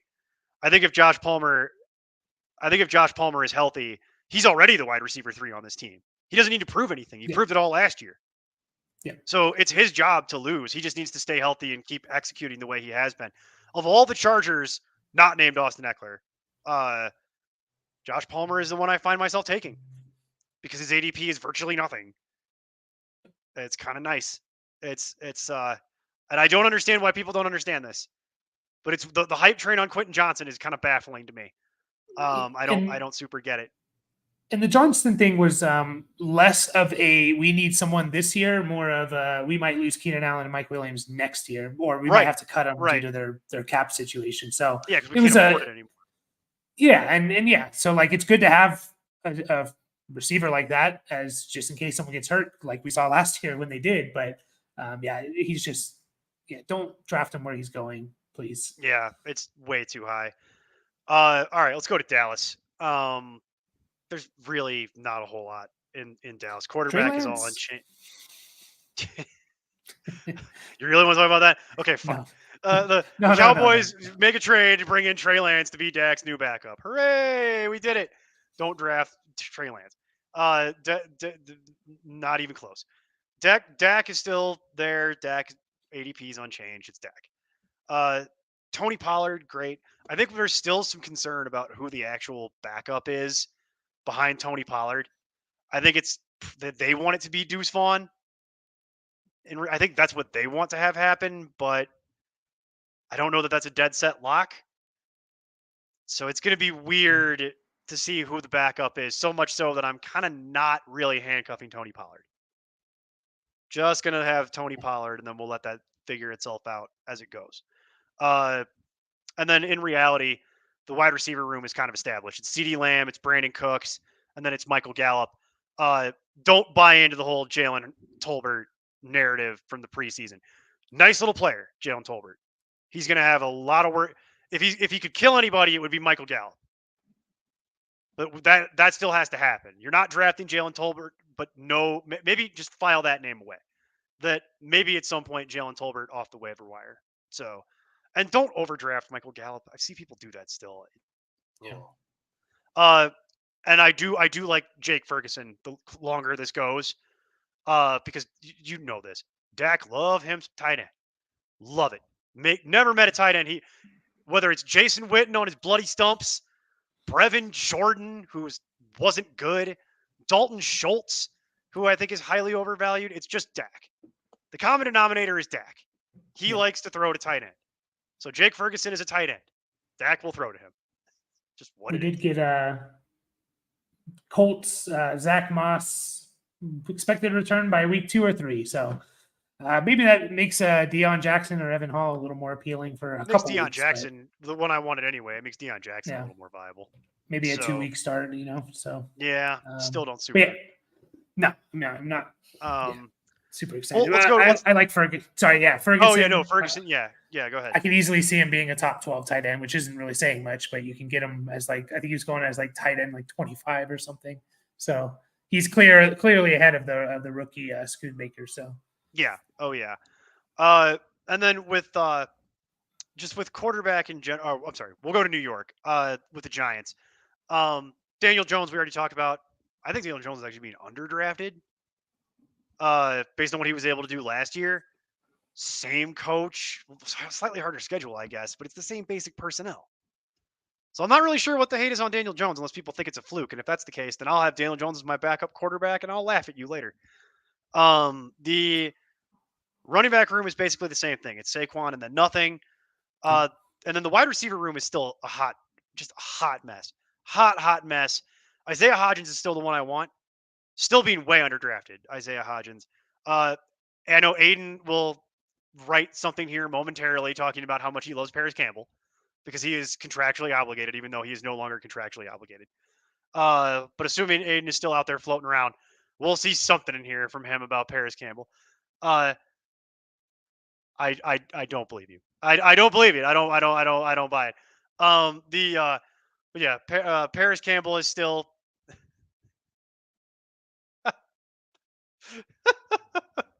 All right.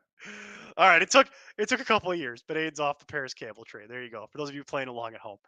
So yeah, Paris Campbell, he's still there. I think the conversation is still very open ended, Mike. What do you think beyond Isaiah Hodgins is the one, and then past that, Yeah, I like Hodgins. I mean, Wandale not being put on PUP is also intriguing because I think stop Wandale. telling people about that. It's going to make them draft Wandale, and I need all those Wandale shares for me. Yeah, That's my those are the two selfish. That's guys. my selfish thing here. Yeah, I'm in a couple drafts with Aiden. Okay, he's going to go out and take Wandale from me before I get a chance. You can't tell people this stuff. I need this all to me. Like, yeah. No, well, sorry, it's out there now, but I like it's Wandale. fine. He's flashed, and but honestly, like these guys could be the third option on this team behind Barkley and the next guy we're going to talk about in Waller. But take a shot on Hodgins, Wandale for sure. Uh, that's a good point, Aiden. Is that's probably is part of it. The wide receiver room is just a car crash of mediocrity. But yeah, Darius Slayton is kind of fallen out of ADP range. Same thing with Sterling Shepard as we move along, and it's just the Jalen Hyatt hype train continues on undeterred. I'm out on it at this point. It's way too expensive. I'd much rather deal with Isaiah Hodgins and Wandale. I have not changed my opinion from when we did the Giants show. Those are the two that I like. Hodgins because he proved it to you, and Wandale because when he's healthy, he's flashed. Limited sample, but I liked him. I like his game, just generally, and I like that Daniel Jones seems to look for him. So there is that.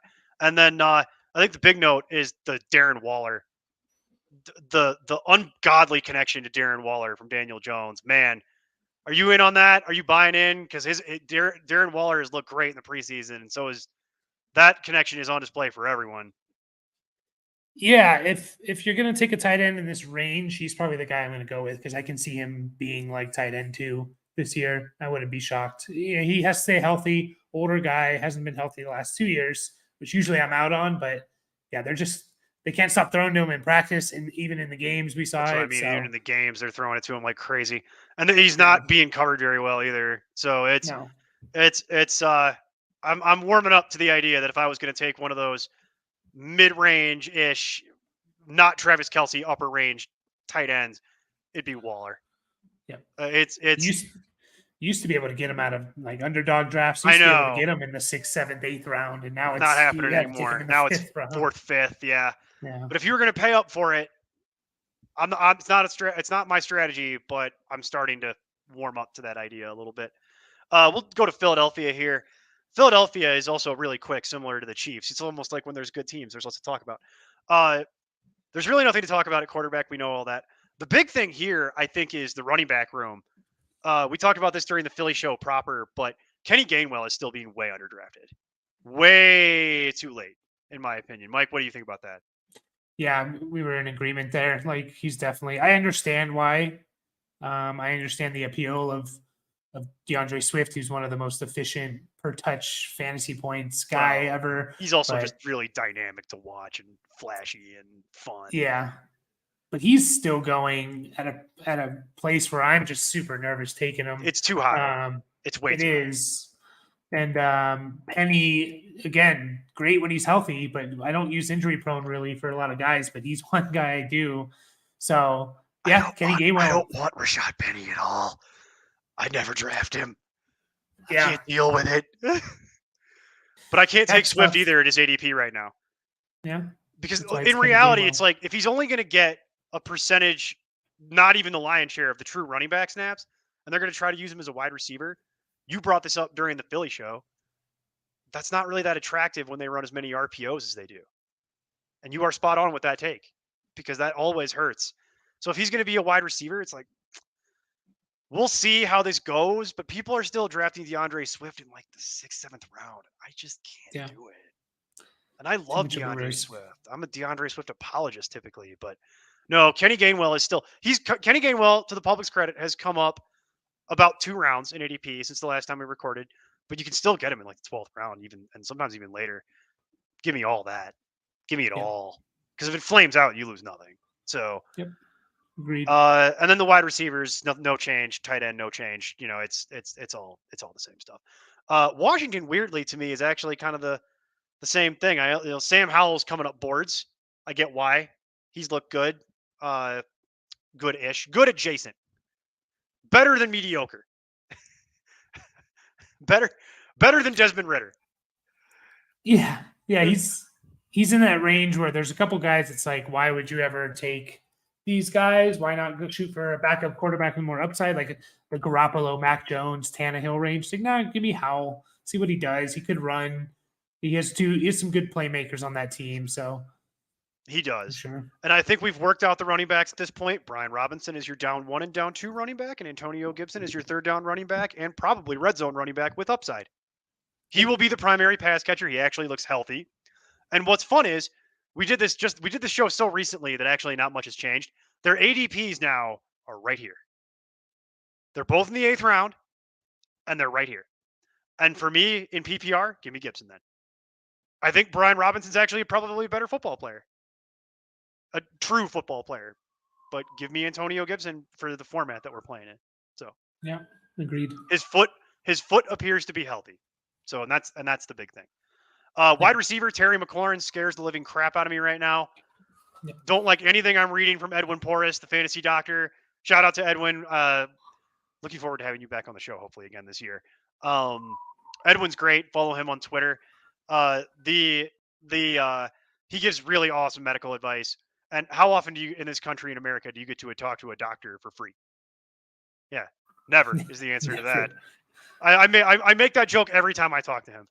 I always ask him my questions because it's like you don't get free medical advice. Like, but Terry McLaurin scares the living crap out of me with the turf toe thing. And then there's also the idea that Jahan Dotson seems to be, while McLaurin's kind of reeling a little bit, Jahan Dotson seems to be stepping up and kind of maturing as a player in year 2 here. I'm still not totally sold on this narrative that I've been reading about Jahan Dotson's going to be the new wide receiver 1 for this team. And Terry McLaurin's just a guy and he's not even good. And it's like, no, it's not that cut and dry. But I think the gap is definitely shrinking. So. Yeah, it definitely is. I love Dotson. I mean, I don't love Dotson. Player. I love McLaurin actually. But I love them both. But to me, it's one of those situations where I can see either one being leading this team in targets or yards, and I'm going to get as of what I'm looking at, like a 20 round or 20 pick discount. There you go. So, it's not 20 rounds. No. So that's kind of how I look at that situation. You beat me to it. Dotson is becoming much more attractive because while his ADP is rising, it's still a pretty good discount. Yeah. And with Terry is still going largely near sticker price for what Terry McLaurin was going anyway. The turf toe thing scares me, man. It's going to be. Yeah.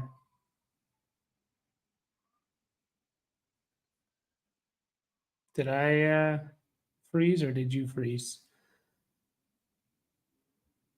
I'm not sure if I'm still here, but I'm just going to keep talking like I am here. Yeah, Neil's frozen. Turf toe is no joke, in my opinion. Don't want to deal with it. Remember who Curtis Samuel is? Okay, I think you're back. I think I am too. Yeah, good. This is how we know we've been live streaming for too long because the internet decided to take a little. The internet decided to take a little smoke break there. All right, it's back. It's back from its union required break. I was saying. Go ahead. Sorry. Yeah, I was just saying, turf toe is definitely no joke. It can linger all year. And so I am worried about that, which is why I like Dotson more. And then you were getting into it. Curtis Samuel is actually slightly intriguing because for a couple things, if McLaurin does have issues with his toe, and also Samuel can be a wide receiver 3 in fantasy, even a top 30, a top 25 guy, even if as the wide receiver 3 on a team. We saw it with him in the Panthers in 2020. It's because he's going to carry the ball 2-3 times a game. That's what he's done his whole career or the last few years. He gets those. So all he needs is about 750 yards, can go on the ground and get another 250. And you're looking at a guy who's close to 1,000 total yards. So I sneakily like Curtis Samuel as well. There's no ADP on Curtis Samuel was where I was going to close. You said everything I was going to say, and I appreciate you doing that there. It saved my voice. And the only nice thing about that is there's no ADP. Yep. So just keep that in the back of your mind that Curtis Samuel is still on this team. Don't buy into the stupid De'Ami Brown narrative that I've been reading. It's dumb narrative. And Logan Thomas is Logan Thomas. I'm not worried about it. We'll move on. We're going to go to the Bears. We're going to bear down with the Chicago Bears. A lot of weird optimism with this team. especially because of some of those preseason games. Mike, if you've seen any of those Bears preseason games, Oh yeah, they look like they definitely might be have. fun. That Yeah. defense is terrible. That defense is unacceptable. But that offense, though, might actually be good for the first time in a long time. Justin Fields is Justin Fields. It's you want him, you're going to pay for him. That's what it is. Uh, boy, we talked about this for a long time ago, back in like July, right? We were talking about running back Khalil Herbert, Roshan Johnson, Donta Foreman. Boy, that's all different now. Khalil Herbert, Mhm. the value of the 10th round is not there anymore. He's come up a couple rounds. Still think I'm okay with that. But Roshan Johnson, as many predicted, he's going to be your third down back because he's the best pass blocker they have. And it's not close. Yeah. And Deontay Foreman is still like get that ball, smash it up the middle. Coaches like it. Like, yeah, it's still like it's a little more clear. Like I think it's going to be Khalil Herbert, and he's going to have a shot, but like he can't pass block whatsoever, Khalil and Herbert's that's a going to be big your thing. first and second down running back. Yeah. Roshan's going to be in there on third down because he needs to pass block and he can catch okay. And Donta Foreman's a battering ram that is not fantasy relevant at this time. Unless somebody Don't trade draft him. Donta Foreman. You don't need him. Roshan, if you want to draft him late in the draft, okay. But don't reach for it. There's no reason to reach for it. And Khalil Herbert's going to be pretty good. Yeah. And then DJ Yep. Moore is the one you want out of the wide receiver room.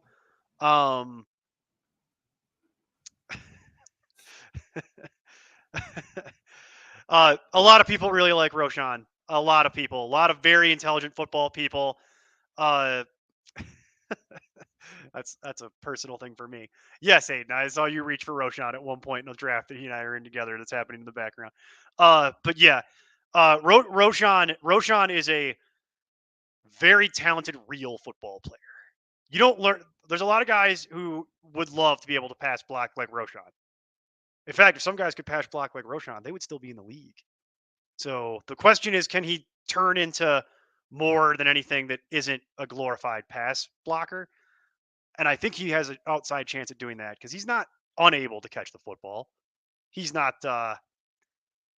stone hands Chris Carson. You know what I mean? Like that's not how that works. So he'll be okay. Uh, Wide receiver DJ Moore is DJ Moore. He's looking that's looking better and better. The connection Yeah. between him and Fields is looking good. It's crushing Darnell Mooney. So not as bullish on Darnell Mooney as I've been in previous years, probably avoiding that. And same thing with Chase Claypool. Basically have DJ Moore's name circled twice. And then we talked about Cole Kmet forever ago. He's still going to be the one you want, and his ADP is largely unchanged. So the Yeah. big thing with the Bears is the running back splits. Any other notes on the Bears, Mike, before we move off of it? Nope. Yeah, we're good. Moving on to the Lions. Sorry to spoil it. No, go ahead. You can talk about the Lions because I'm so sick and tired of hearing about the Lions and talking about the Lions. What do you want to talk about in the Lions? Go nuts. Knock yourself out. Like, I mean, we like. I'm pretty sure we like Jared Goff, as we tend to wait on quarterbacks, and he's one of those guys you can get very, very late. I got a And lot of he could. backup quarterback Jared Goff. I'll tell you that right now in my Yeah. personal leagues. David Montgomery is an insane value at where he's going. Yeah, it hasn't really changed at all. So People are out of their minds. Yeah. 8th round, David Montgomery. Eighth Insane. round, David Montgomery, after what Jamal Williams did last year. David Montgomery is twice the football player Jamal Williams is. And I love Jamal Williams. People are out of their ever-loving minds.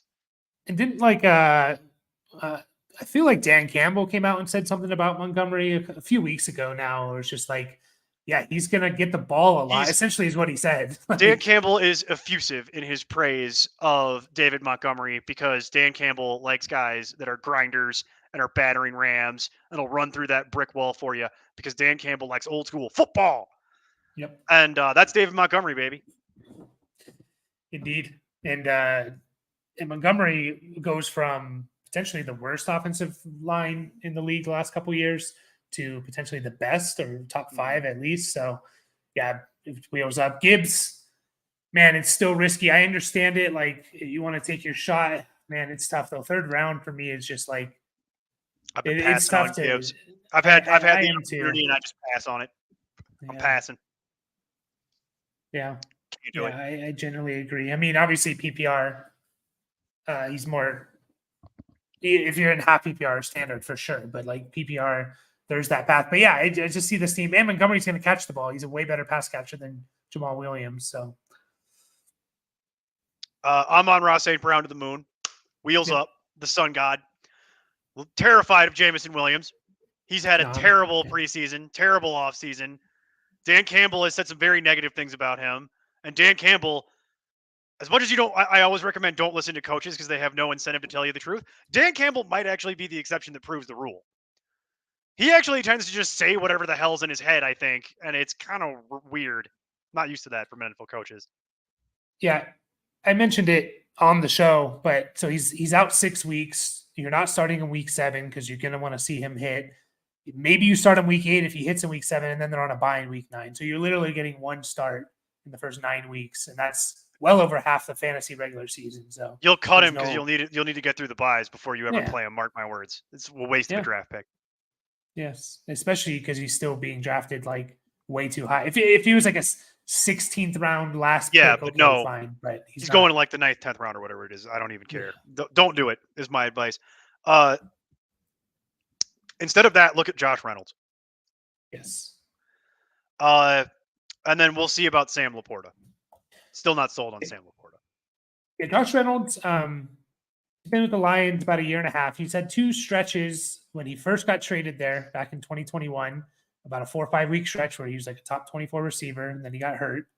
And then the beginning of last year, the first like 5 weeks, he was like wide receiver 20, and then he got hurt. So he has a connection with Goff. Obviously, this team needs pass catchers because it's Amon-Ra, and then maybe Gibbs is number 2. So I kind of like Josh Reynolds. Like, go back and look at his first 5-6 weeks of last year. Before he hurt his knee, he was looking good. Yeah, for sure. It's something to definitely take note of. Yeah. And then, like you said, Laporta, we'll see. I mean, rookie tight ends, he's one of those guys I talked about with Kincaid. Like, we're going to maybe start changing our minds about rookie tight ends potentially. No, you might. I need a lot more data. I mean, if they're tight ends, if they're tight ends that are coming in and basically just, Mike Gesicki, they're actually just slot receivers. We got to keep that in mind. Yeah, but I need more than one to actually do it. It's got to be Kincaid and other examples. It can't just be Kincaid. And it needs to happen more than 1 year. Yeah, well, Laporta is one of these guys like that, is getting that hype at least. So we'll see. I'm avoiding Laporta personally, but that's me. Let's do Green Bay. No real update on quarterback. It's all the same. I'm not really bothered about the running back room either. It's the same 2 guys. There is some noise about the split might be different, but as in AJ Dillon might get more work. But Mike, I've heard that before. Like last year. Not. I went on a rant. Get more work. Yeah. I'm not buying that until I actually see it.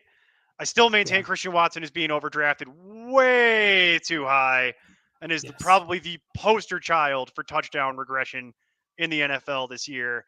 Number 1 candidate. I'm okay if you want to draft Dobbs at his ADP because it's a steal. You're going to have to wait because he's hurt. And then same thing with Jaden Reed. If you want to take Jaden Reed at his ADP, I'm good with that too. Those are your values. That's what I would actually want. And the other thing to keep in mind here is, folks, just a general note for fantasy, just strategy. Pay attention to some of the bad teams, the unsexy teams. Green Bay, Tampa Bay, the Rams. Teams that don't have a lot of like really good stuff. You know what I mean? Because what happens is people have a tendency to gravitate towards the Chiefs, the Bills, the Eagles.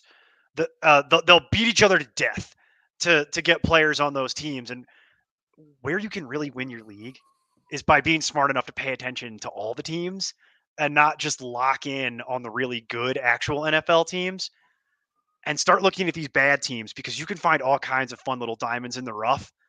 And there are these guys that are just on these teams that are widely available that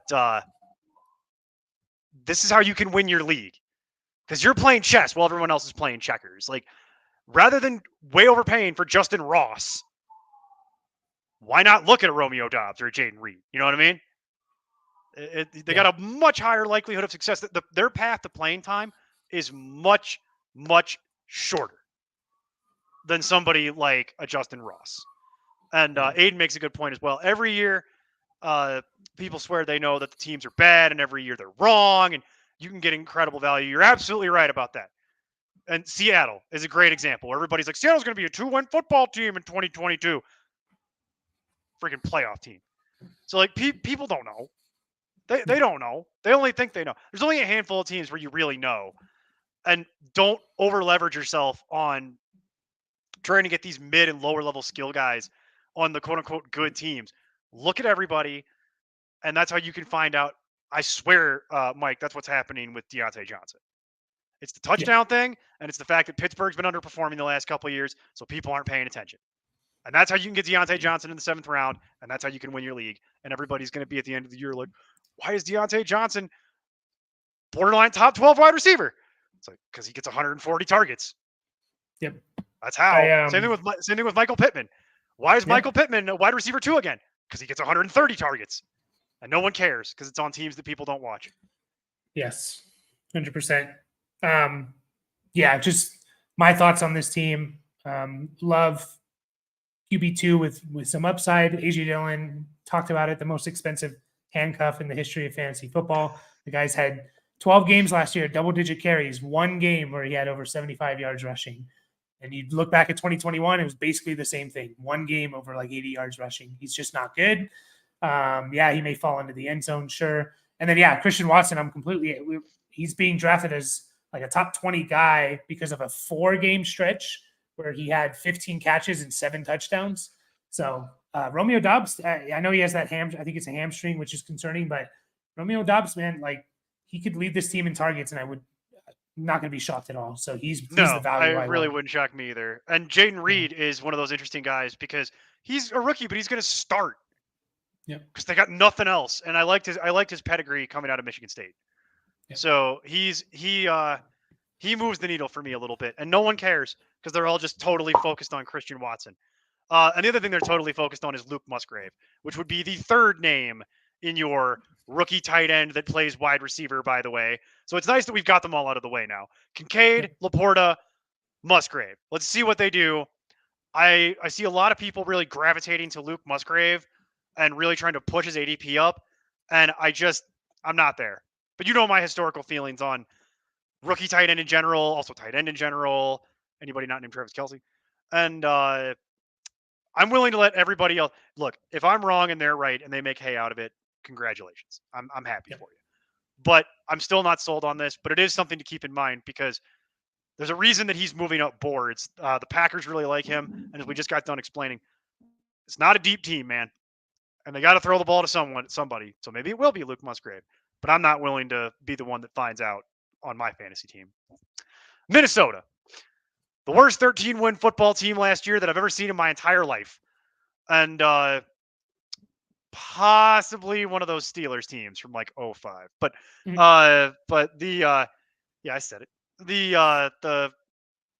But this is, boy, you want to talk about how things don't change?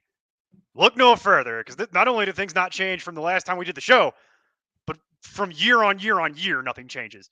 It's still Kirk Cousins, nothing to report there. Alexander Madison's ADP is unchanged. He's going to have the job. I'm just not excited. Are you in any way excited about Madison or Ty Chandler or any of that? Is it really doing anything for you?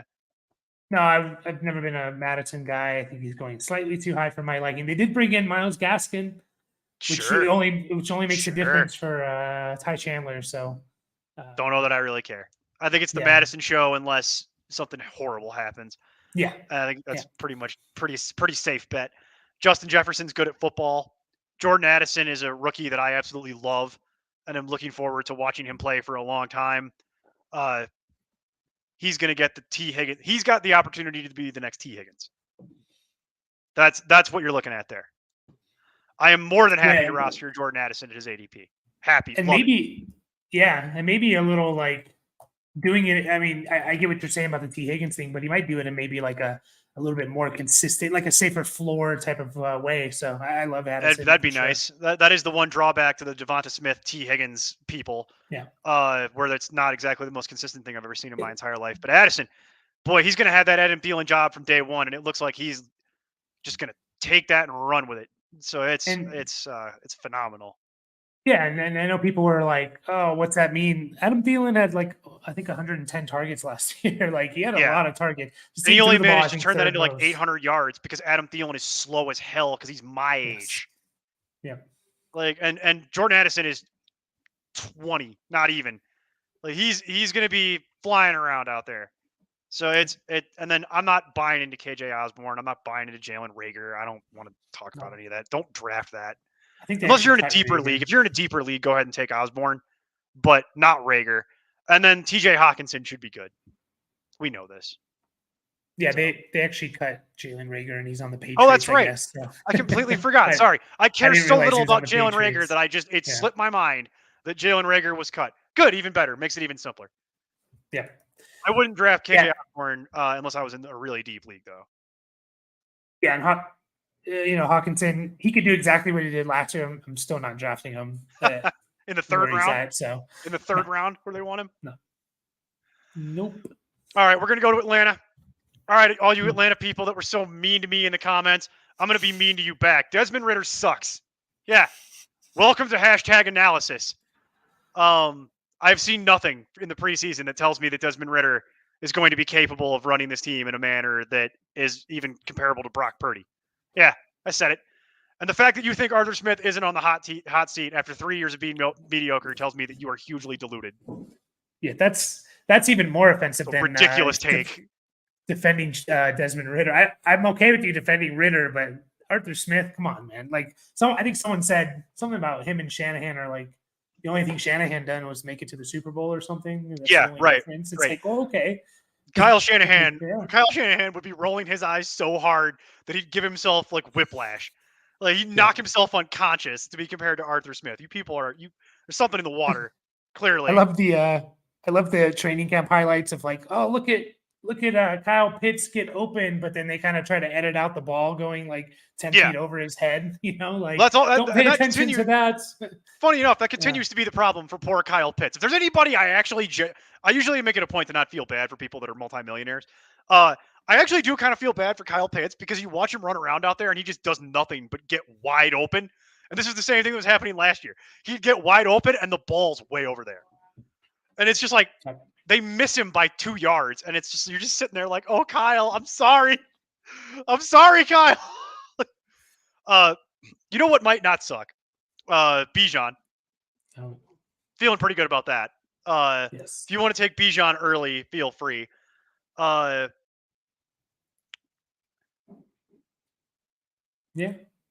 I mean, I'm not overly worried about it, Aiden, but I could see that would be that's the thing when you have to pay up for a first-round pick. If you have any concerns about it at all, let someone else deal with that problem. That's the beauty of having that choice is that there's a million different options. So if it doesn't float your boat, don't go with it. I will say, I haven't had the cojones personally just to put it all out on Front Street. I've done a lot of drafts already. I've had some opportunities. I have not had the cojones to actually take Bijan. There's always a wide receiver there that I want. Usually it's Stephon Diggs. I have a lot of Stephon Diggs this year. Getting a little nervous about that. Got a lot of Stephon Diggs shares. It just keeps happening. And I thank you, sir. And I thank you for your service. We're just doing our own show now. But the Bijan might still be good. I get the heartburn around it, but if you were going to do it, I can't say I don't understand. Really want to get Tyler Algier.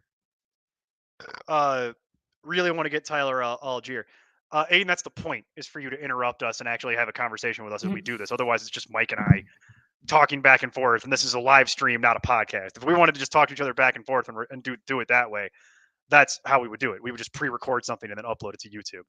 This is an interactive experience, sir. I don't think a lot of people understand that. Bijan, I really want to get Tyler Algier. You agree with that, Mike? Yeah, I mean, he could have some value even if Bijan doesn't get hurt. Oh, I I mean, completely agree with that. they're He's gonna got his own give job. yeah, they're gonna give him. He's gonna see the ball 170, 190 times, and he averaged almost 5 yards a carry last year. This team can run the ball. They can definitely run the ball. So I mean, if you do that I math think it's there, going to be he's all they can. To be honest. yeah. Yeah. I mean, you do the math though, 170 carries or 180 carries at 4.9 yards, that's almost 900 yards. Like, so yeah, I'm all in on Bijan too. Like, I'm in half PPR. Like, I'm okay with him going as the RB2. Um, Wow. yep. I am all Okay. All in. right. Well, we I'm found the all in. Bijan truther, Aiden. If you're still out there, I assume you are. We Yeah, found him. He's right I, there. meant, That's the I guy. mentioned it all the way back. I think, yeah, Atlanta is our That was first in, show. dude. That No, was the first show we did. It was like middle of July. I don't yeah. remember. Well, what I was saying is, we had all this hesitation of Saquon, rookie, and then he finishes as the RB2. Jonathan Taylor, rookie, and then the next year he's the RB1 going, or him and McCaffrey RB1, RB2. Like, I know we need to see it. I understand that this Bijan's going to smash. Like, he's absolutely good. All Of right. course, he can get injured, but he's going to destroy. Everybody could get injured. I could get injured. Yeah, You could get injured. Anybody could get injured. Like yeah, it's not a big deal. Um. All right. All right. Well, this is why I'm saying I can't say I don't understand because he's got all the pedigree in the universe, and they're gonna give him all the opportunity in the universe, but he's probably gonna be doing it against stacked boxes, and the passing game is gonna be crap. yep, Because Ritter looks like death, as I predicted. Kyle Pitts looks great. He looks like he's healthy and he's getting open, but they can't get him the freaking ball. And that also scares me about Drake London. Because we were talking about the idea that how many pass catchers could this team actually support? And it's probably two at maximum, given how much we project for them to run the ball. And I'm just terrified that Ritter's not going to be uh, accurate enough to actually do it. The one silver lining you have to that is if he actually is that bad, they'll put Heineke in there. yep, And if Heineke gets in, then I think at least one of the pass catchers will be safe because we've seen that before. Heineke's not great, but there's a reason he keeps getting jobs in the NFL. yep. He's a bridge. He's a band-aid. He's a guy. But yeah, I've definitely been fading. I've definitely been fading Drake London and yeah. See, I don't think Ritter. I don't know that Ritter can, but I think Heineke could do both. Because we've seen that before with the Commanders. He can do it, but I don't know. But Ritter, I don't know about that. We're gonna have to see. So I've actually because of this, I've actually been fading a lot of the Falcons, like R.I.P. Cordero Patterson. The only one that I ever find myself somehow falling backwards into is Algier, because Drake Yeah. London's too expensive and Pitts is too expensive with Ritter playing the way he's been playing. Yep, I agree. I think there's a good chance that like London and Pitts are both just like 800-yard players, and obviously Pitts is more valuable at the tight end Sure, from that. But sure. Why am I paying yeah, up for that? yeah, no, I'm not. I could get 800 yards just as easily waiting and getting friggin' like Jawan Johnson, who we're actually going to get into here in a minute. But before we do that, we're gonna move on from Atlanta. Any final thoughts on Atlanta? No, I'm good. Come at me, Atlanta fans. You wanted to be all mean in the comments of our video. Get at me on our Discord. Get at me on Twitter. You people are those comments were insane. Some of the most insane things I've ever read in my entire life were posted in there. And I don't hate Atlanta. Been to Atlanta a million times. Hotland is great. But y'all are nuts if you think your football team is stellar and that Desmond Ritter is your future and that Arthur Smith is not on the hot seat as a coach. Come on, people. Like, come on now. Like, what's going on in Alpharetta? Like, what's going on out there? All right, let's move on to Carolina. Very little I want to talk about with Carolina. Bryce Young got named the starter a million years ago. He's borderline draftable, more like a waiver guy, to be honest, and Yeah, maybe we'll see how it pans out. Miles Sanders is kind of nicked up already. Sound familiar? Sounds like every year. If I'm doing as I said way back when, if I'm doing the Miles Sanders thing, I'm getting Chuba Hubbard. It's the only way I can live with my life. If I'm pot committing that hard to Miles Sanders because of all the narrative-based reasons people love Miles Sanders, I'm getting Chuba Hubbard too because Chuba Hubbard is basically free. Do you want to talk about Raheem Blackshear at all? You one of those folks? Nope. You're not Nope. you're Nope. not a Nope. Raheem Blackshear truther because they're Nope. out there. I've met them. I've interacted with them. I think they're Not at wrong. all. I think they're wrong, but I know Mike Manning likes Raheem. Well, I think that was Mike Manning. It might have been Jason. See, that's what's dangerous is that we did these a long time ago. Yeah, that's you ain't never lied about that. You ain't never lied about that. Going from the Carolina or the Philly O line to the Carolina O line is not an upgrade. As far as wide receivers go, Aiden, who do you like? Or Aiden, now I'm just talking directly to Aiden. As far as wide receivers go, Mike, who do you like on this team? I guess Thielen because of the shark injury, but I'm not excited. I could see Thielen doing 800 yards and then, he is a red zone guy. He can catch touchdowns. He doesn't have to separate or, you have to separate, but you don't have to run fast in the end zone. So he can catch touchdowns. So I guess it's Thielen, but not really excited about any of these guys, to be honest. For PPR, I think Thielen's the one you want. I'm completely ignoring Terrace Marshall.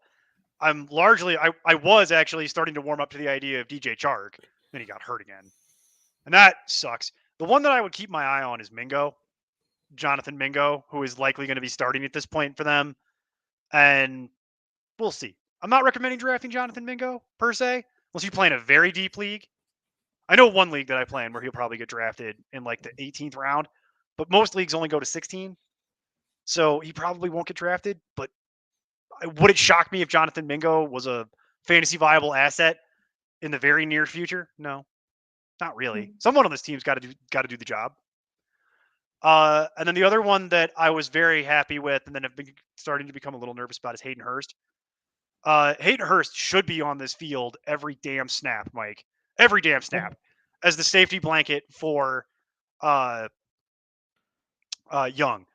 But but they're not using him that way, and it's frustrating the living crap out of me because I'm trying to figure out why Ian Thomas is still playing. Yeah. I don't get it. Can you explain it to me? Can you explain it to me slowly, like I'm 5? No, I can't. Can you draw me a picture in crayon? Because it doesn't make no sense. Yeah, no, I can't. I wish I could. I can't. I was excited about Hayden Hurst too, but yeah, we'll see. He could be a waiver wire guy. He probably will be at this point. It's kind of a shame. Yeah. All right, now we can talk about the Saints. We'll talk about the Saints here. And the Saints is actually interesting. I have a couple notes here for the Saints that we haven't talked about at all, which are kind of fun. And it's not quarterback related because it's still Derek Carr, so nothing changes there. We already talked about Alvin Kamara and Jamal Williams, right? Nothing has changed there. We're ignoring Kendre Miller until that was our advice we just got done giving like a week ago. So this is all still very fresh. Kendre Miller is an ignore. Wide receiver, this is my one note. The reports on Michael Thomas are terrifying. The whole ESPN story about my body is not responding to the surgeries the way I had hoped. Yeah. It's terrifying.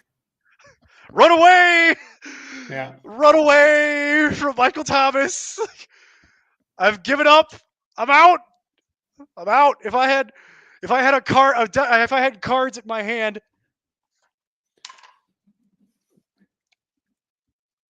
this is me folding my hand. This is me folding my hand on Michael Thomas. The hand is folded. We're done. I'm out. Yeah. I'm out. We're done. My body is not responding to the surgeries the way that I had hoped. Is not what I want to hear at all. And now I actually just feel bad. I hope Michael Thomas is okay. That is not a positive news story. That is a scary, scary news story. So we wish Michael Thomas all the best. But boy, do I not want to invest in that in fantasy anymore. I can't. Yeah. No, I agree. Still like Rashid Shaheed off the waiver wire, though. Yeah. He fast. And Carr's better at throwing the deep ball than I think people think. So, yeah, I agree with Shaheed. I'm also pretty in on Olave, especially after hearing that Michael Thomas stuff too. So. Oh yeah, but I wasn't going to even talk about Olave because he's already going. Already going. So okay, well apparently we're being asked to talk about Chris Olave. So Mike, I'll defer to you. Go ahead, man. Take it. No, I like him where he's going. I know people are a little nervous, but he's right there at that I think at that 2-3 turn, early third round. I'm fine with it. I'm fine with that. Maybe you are kind of drafting him potentially at a ceiling, but like Garrett Wilson's being drafted. And I understand the quarterback, Rodgers, blah blah blah. But per game basis, all the advanced metrics, they're in favor of Olave over Wilson last year. It's just Olave missed a few games. So Mm-hmm. and who are you afraid of on this team? Same thing with the Packers, but who are you, or the Jets? But who are you afraid of on the Saints? Where that's going to take a significant amount of targets from Olave. I'm no one at all. So Right. unless Michael Thomas is the guy. Yeah. The I have Olave at wide receiver 12. So to me, yeah, I have Olave wide receiver 12. To me, he's the end of wide receiver 1 effectively. I have no concerns about Derek Carr being his quarterback. Um, we'll get into this properly in a second here, at least I will. The Saints schedule is hilarious this year. I don't know how the hell they managed to get this schedule, but it also leads me into the Chris Olave should be really good type of thing. That coupled with now the Michael Thomas issues, his only real competition at that position is Rashid Shaheed, who I like, but he's just a burner. That's all he's ever gonna be. And I'm good with it. Yeah, I get that trepidation, but I think Olave has the potential to be the next big thing. Yeah, He's one of those young guys. Same thing with Garrett Wilson, where I've seen enough, even on a 1 season sample, and I'm willing to bite the bullet on it. yeah. Yeah, he looks good, and then uh, I'm I just keep finding myself with uh,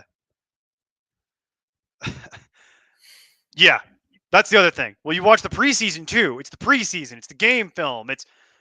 He just jumps off the screen. He can do it all, baby. He can run routes. He can beat you with his athleticism. He knows how to play football at an extremely high level for a guy who's so young. And I know you're saying over guys that he hasn't done it. He had 1,000 yards last year, like as a rookie. So yeah, Olave, he's kind of proven it. And that's very rare for a rookie to have that good of a season. So it's not a long list of 1,000-yard rookies at wide receiver. So I'm in on it, and I think he's going to get the volume on top of it, especially with Thomas now potentially dealing with even more injury stuff. I just feel bad for Michael Thomas. The one I have 2 last notes on the Saints. One, get Juwan Johnson. Don't tell Jason I said this, but get Juwan Johnson. His ADP is stupid. It's so low for what you're actually getting with Juwan Johnson. Derek Carr, fun fact, loves to throw to the tight end. Absolutely loves it. It's his favorite thing. And Juwan Johnson has already established himself clearly as the one that Derek Carr is looking for. Derek Carr is the one who brought Darren Waller back from the dead. And Juwan Johnson is going in like the 14th round of drafts. He has been my second tight end in just about every single league because nobody wants him. And I'm like, okay, that's fine. If you don't want red zone targets, I'm going to take them all. Give them all to me. Take all the red zone targets from you. And if it flames out, who cares? Because it's in the 14th round. But Juwan Johnson has been my circle highlight tight end 2 at the end of drafts. And then I have one last note on the Saints. I mentioned their schedule. Go look at that schedule. Go look at that schedule for the Saints. Pull it up. Pull it up, Mike. Will do. So, Saints. We got the Titans, Panthers, Packers, Bucks, Patriots, Texans. First, what was that, 6 weeks? Go draft the Saints defense is my point. Yeah. Take the Saints defense because that's dumb. What is that? What is that schedule? You play no one. You play some of the what project to be, we don't know, but they project to be some of the worst teams in the NFL for the first 6 weeks. And nobody, I'm watching people take defenses super early, and I'm like, no, I'm just gonna go ahead and get a defense. listen, this is the correct response, Aiden. I understand this, but there are all these dinosaurs out here that still play with defense and kicker, and they make me talk about it. And when I don't talk about it, they get all mad because they're like, why don't you play with defense and kicker? Don't you play fantasy football? And I'm like, no, I play current generation fantasy football where you don't play with defense and kicker because I'm not a dinosaur who's living in 2015. But there are a lot of old people who still play this who are stuck in their ways and they want a defense and a kicker. And I hate that crap because it adds random variance to the game. And that's not the game I want to play. There's already enough crappy random variance.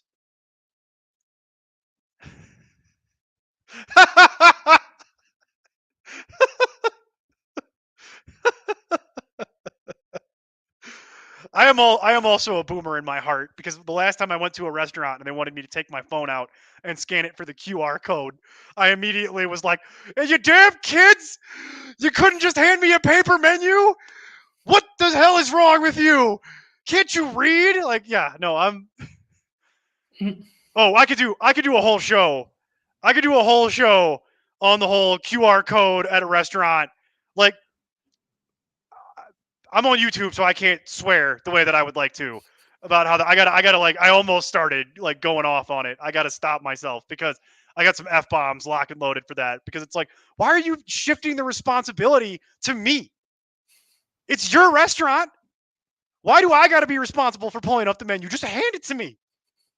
This isn't hard. Like, I get it. It saves them money on printing menus. You know what I mean? That's why they're doing it. But it's like, no, hand me a menu. This isn't hard. Like, it's just I feel like I'm 100 having this conversation. I feel like I'm becoming my father. You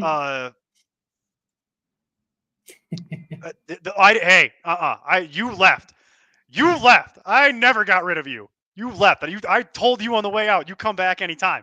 And I know you couldn't stay away. That's why you're here talking to me now. Anyway, back to your regularly scheduled programming. We'll talk about, speaking of old people, we'll talk about Tampa Bay. So we'll get into Tampa Bay here. This will be fast. Baker Mayfield won the starting job. Neither Baker Mayfield or Kyle Trask are financial or fantasy viable. What is fantasy viable is Rachaad White. I'm all in. I'm all in, Mike. Yeah. How could you not be? I mean, even if he's not very good, he's going to get the volume. So 5th round pick. Yeah. I'm all in. It's you can't get many starting, number one running backs with kind of no questions behind them in the 5th round. So I'm also guys who catch passes primarily, who have Baker Mayfield as their quarterback. Baker Mayfield over the last 4 seasons, Baker Mayfield is number 2 in terms of running back dump off passes because, and I get it, he had Nick Chubb and Kareem Hunt, so you would, but it's also him. Some of that is just him. It's what he looks for. They are going to throw a million dump offs on this team. It's going to happen. I'm wheels up on Rachaad White. I'm all in.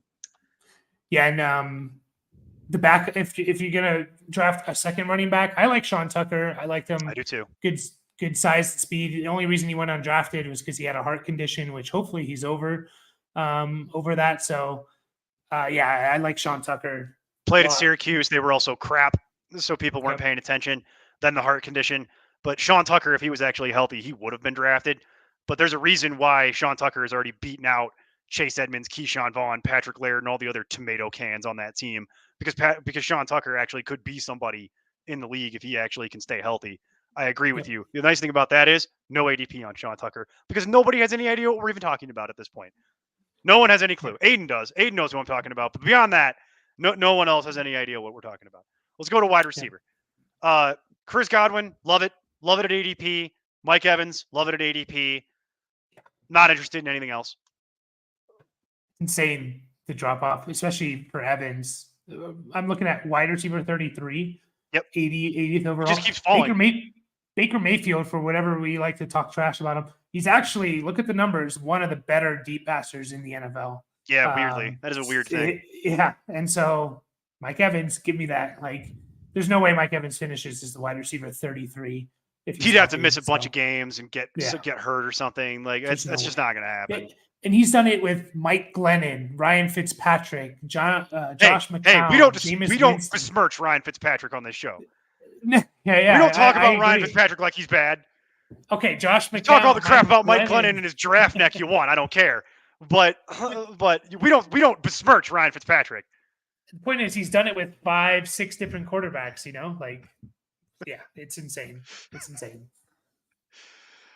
This is a Ryan Fitzpatrick friendly show.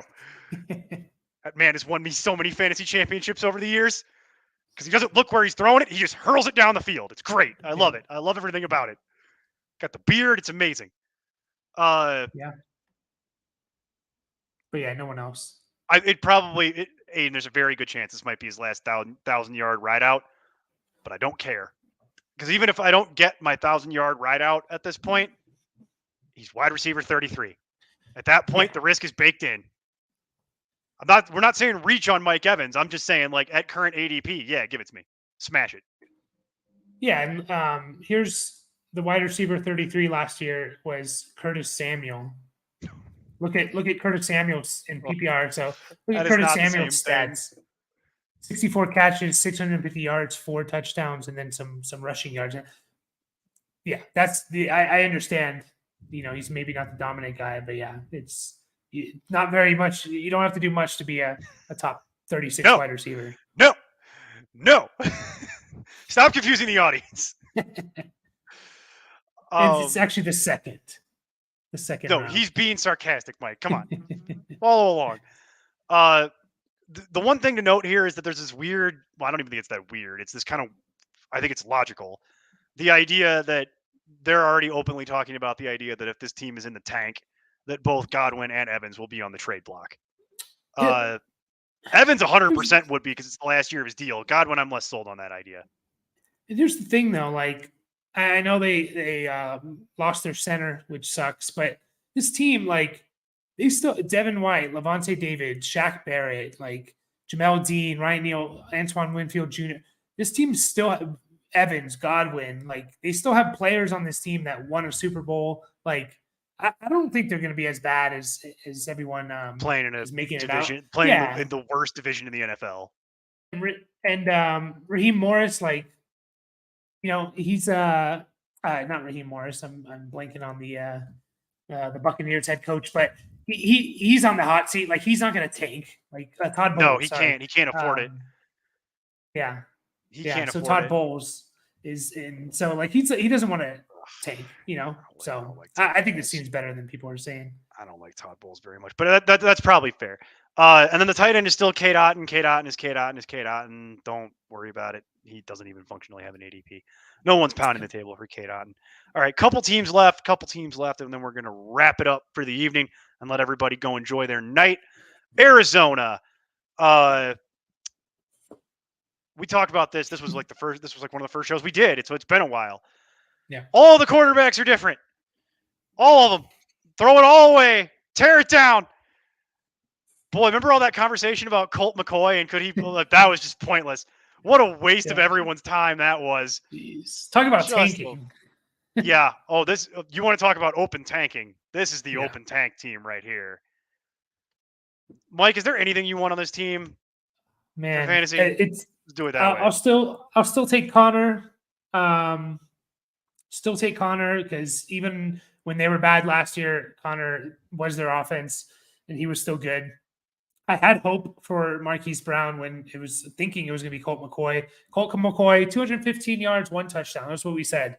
I don't think Josh Dobbs and Clayton Tune can get to that, to be honest. You can actually point that out. The new quarterbacks for this team for the bulk of the year are going to be Josh Dobbs and or Clayton Tune. Competitive advantage. They're not releasing that for who's the starter for the competitive advantage. So yeah. I'm not convinced those guys can get to 200 yards and a touchdown a game. So that makes me kind of out on. I was hoping like, okay, I can get 5-6 catches and 60 yards from Marquise Brown. I can live with that, but that I'm worried about all these guys. I am not much to say. I am completely out on Kyler Murray. Even if my team has IR slots, I'm out on it because I'm highly confident that Kyler Murray is just not playing this year. See, maybe he plays a little bit at some point just to prove to somebody that he's healthy so that he can get traded, right? That would be the argument, right? That's the thing. So if they're tanking and they're trying to get Caleb Williams, you have a huge contract of Kyler Murray Don't you want to You've got at to get least Kyler Murray off your showcase him? books. You've got to get him off your Showcase books. him. You got to showcase him for 6 games and be like, Oh, look, you he's think still it's that good. many? You think it's I mean, 6? Why would the Cardinals, if you can't, the point of having a rookie quarterback is because they're cheap. You draft a rookie quarterback and you have a bomb in Kyler Murray as your backup. I'm not debating that. I'm talking about how many games do you, what I'm debating with you is the number of games you would need to quote unquote showcase Kyler Murray. I'd say 4 to 6 is I what think I would 4 want. is enough. Yeah, 4 to 6 is kind of what I was thinking. And why would Kyler Murray want to sit out? He's 25 years old. I know he gets money, but he gets paid. Of course he's going to want to play because he wants to play for his next contract. You know what I mean? Or to demonstrate that he's viable to go to the next team, so he's not viewed as damaged goods who's hurt. So I get his incentive in the game. But if you're open tanking, okay, so the question then becomes, how many games do we think he's going to play? So you're saying 4 to 6? I'd be surprised if it's less than that. Yeah. Okay. 6 feels high to me, but 4 feels about right. Either way, you're not drafting a guy who's maybe theoretically going to play 4 to 6 games. Like that's not a draft pick. Even if your league has IR slots, even if you draft, I play in a league where we draft 18 rounds deep, and I don't think he'll get drafted. So there's just no. The 12-team league PPR goes 18 rounds instead of the normal 16. There's no. I don't even think he's going to get drafted there. So there's no way to deal with that. Maybe at some point you can make an argument to pick him up off the waiver wire or something. I'm also in agreement with you 100% wholeheartedly on James Conner. Wheels up on James Conner. I know they were talking about the 5th round is his ADP still, which is stupid. That is just way too low. So I'll take all of that. There's no handcuff to James Conner still. Nobody has emerged. It's just Conner. My one concern is that Conner also reportedly is the subject of trade rumors. Apparently, there's a few different teams that are sniffing around James Conner. One of them is reportedly the Cowboys. That would suck. That would suck for a number of reasons. That would suck for Tony Pollard. That would suck for James Conner. That would suck for a lot of different reasons. Mm-hmm. Yeah, I hear you, Aiden. 6 weeks of Murray could make that. That's actually we'll talk about that here in just a moment. But yeah, James Conner. From what we know, that we don't, but that's the one little note is he is the subject of several different trade rumors. We'll see if anything comes of that. I don't know that it will. I'm 100% with you on. I'm out on Marquise Brown. I'm out on Rondale Moore. I'm out. I was warming up to the idea of Michael Wilson. I don't want to deal with that. I really just don't want to deal with. I don't want to deal with any. I don't want to deal with anything on this team that isn't James Conner. Yeah, I mean Conner and then nothing at this point. Yeah, like I want like at least a round value on Marquise Brown. I think he's going in like the early 8th. Like if you can get him in the 9th, I just don't want to deal with it. Yeah, again, like someone has to. I don't like Marquise Brown anyway, and even if you gave me a round of value on it, I've never thought he was good. I've never thought Hollywood Brown was good at football to begin with. Yeah. And that's just goes back years to when he was on the Ravens, and I just don't buy it. And it's just and then Rondale Moore has shown flashes of being a guy, but I'm not excited about that either with the quarterback stuff. And then the one I actually feel bad for is Michael Wilson, because this is how he starts his NFL career, is wandering into this mess. Michael Wilson, Caleb Williams, 2024. Give it to me. Hey, take it. I'll talk to you. Hey, we will talk about you and I will talk about this in 2024. Okay, Yeah. We will have this conversation in 2024. I'm very confident, and I'm also staying away from Zach Ertz and Trey McBride. Just give me Conner in the 5th, and then frankly, I just want to avoid the rest of it if I can. I see your point. I know what you're saying, Mike, about getting discounted rounds of value because people feel that way about this, and I did just get done saying make sure you look at the bad teams too. This is bad enough to where it genuinely concerns me. I don't know that Dobbs and Toon can pass what I call the Tyler Palko competency test. And for anyone who's under 30, you'll probably need to Google Tyler Palko. But the Tyler Palko competency test exists because it works like, can you snap the football? Can you run a play? Can you actually run an offense at any level? When it was Colt McCoy, I have no questions about this. It's ugly, but it happens. I don't know about the sad part.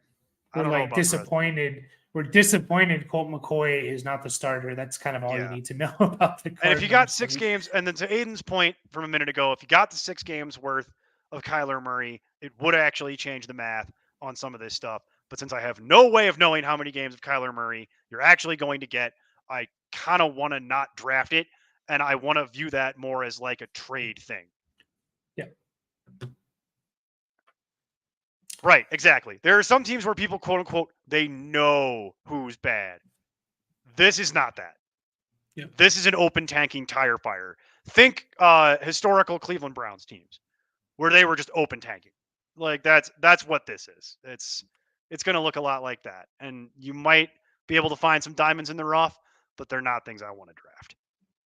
So it's definitely an avoid. To PPR, second pick in the draft, who would you go after? Well, I'm going to assume PPR unless he says something else. CMC or Jefferson for me. Yeah, well, it would. Yeah, exactly. It's going to be either Jefferson or CMC, depending on whichever one of the two is available. I'm assuming that the first person will take Justin Jefferson, so it'd be Christian McCaffrey for me. So I would take it. Agreed. And even if it's half PPR, yeah, if it's half PPR, same answer. I mean, top 2, I'd take CMC over Jefferson, but yeah, those 2, CMC Jefferson for me, half PPR. Aiden says Saquon Barkley, but I feel like that's a troll. It might not be, actually. I know Aiden pretty well. He actually might really be pounding the table for Saquon Barkley in the background. But for me, it's going to be one of either Jefferson or CMC. That's who I would take. And if you're playing in standard, my advice would be to stop playing in standard. Bijan. Bijan. Yeah, you're very welcome. We're here all year. We're here. I'm here all year, man. Tune in every Thursday night and ask us your questions because we're here all night. 49ers? Because math? Because 49ers? Oh, CMC. Oh, yeah, for sure. I mean, he's just better. He's just a better player. Catches more passes, volume. Yeah. Efficient. Speaking of the 49ers, actually. This is why I love when Aiden shows up, because it derails the show in the most delightful way. I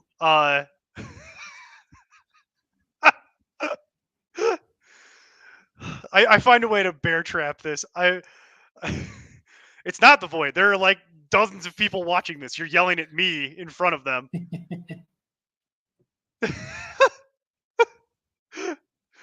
What are you doing? You're the Hannibal Buress meme. Why are you booing me? I'm right.